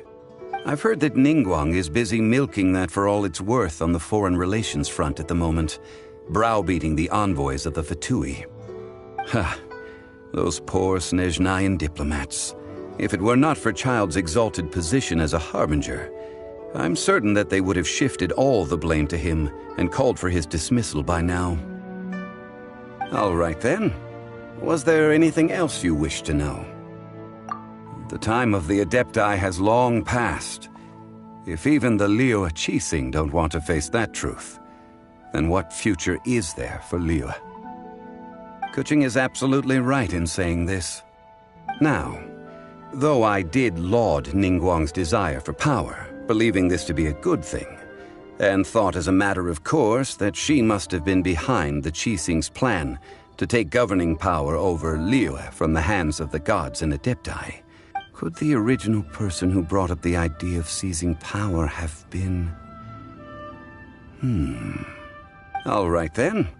Was there anything else you wish to know? That's right. Zhongli, now that you don't have your gnosis, what's going to happen to all the Mora in Teyvat? Since Morax is dead, are they all just gonna disappear? Also, isn't the Golden House the only mint in the entire continent? Will it even continue to work? The Mora present now will not vanish. But the Golden House will indeed have to cease operations for a lengthy period of time, since creating Mora requires the use of the Geo Archon's power. This is terrible! We're all about to run out of Mora! The world is coming to an end! Yes, this is indeed a major issue from a financial standpoint. Well, I suppose we'll just leave such troublesome matters to the Liyue Qixing to debate.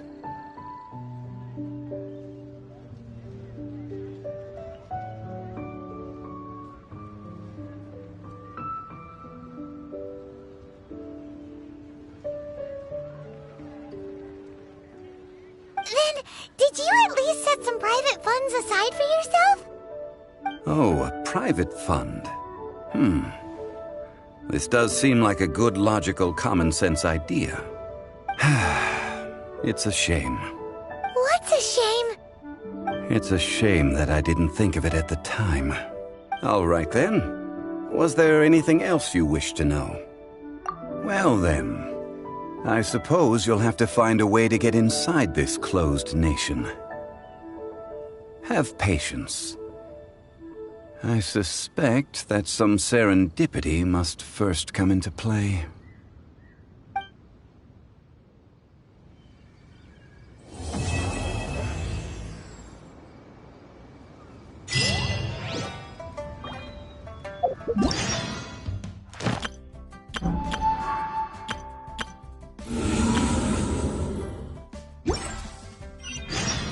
All right, then.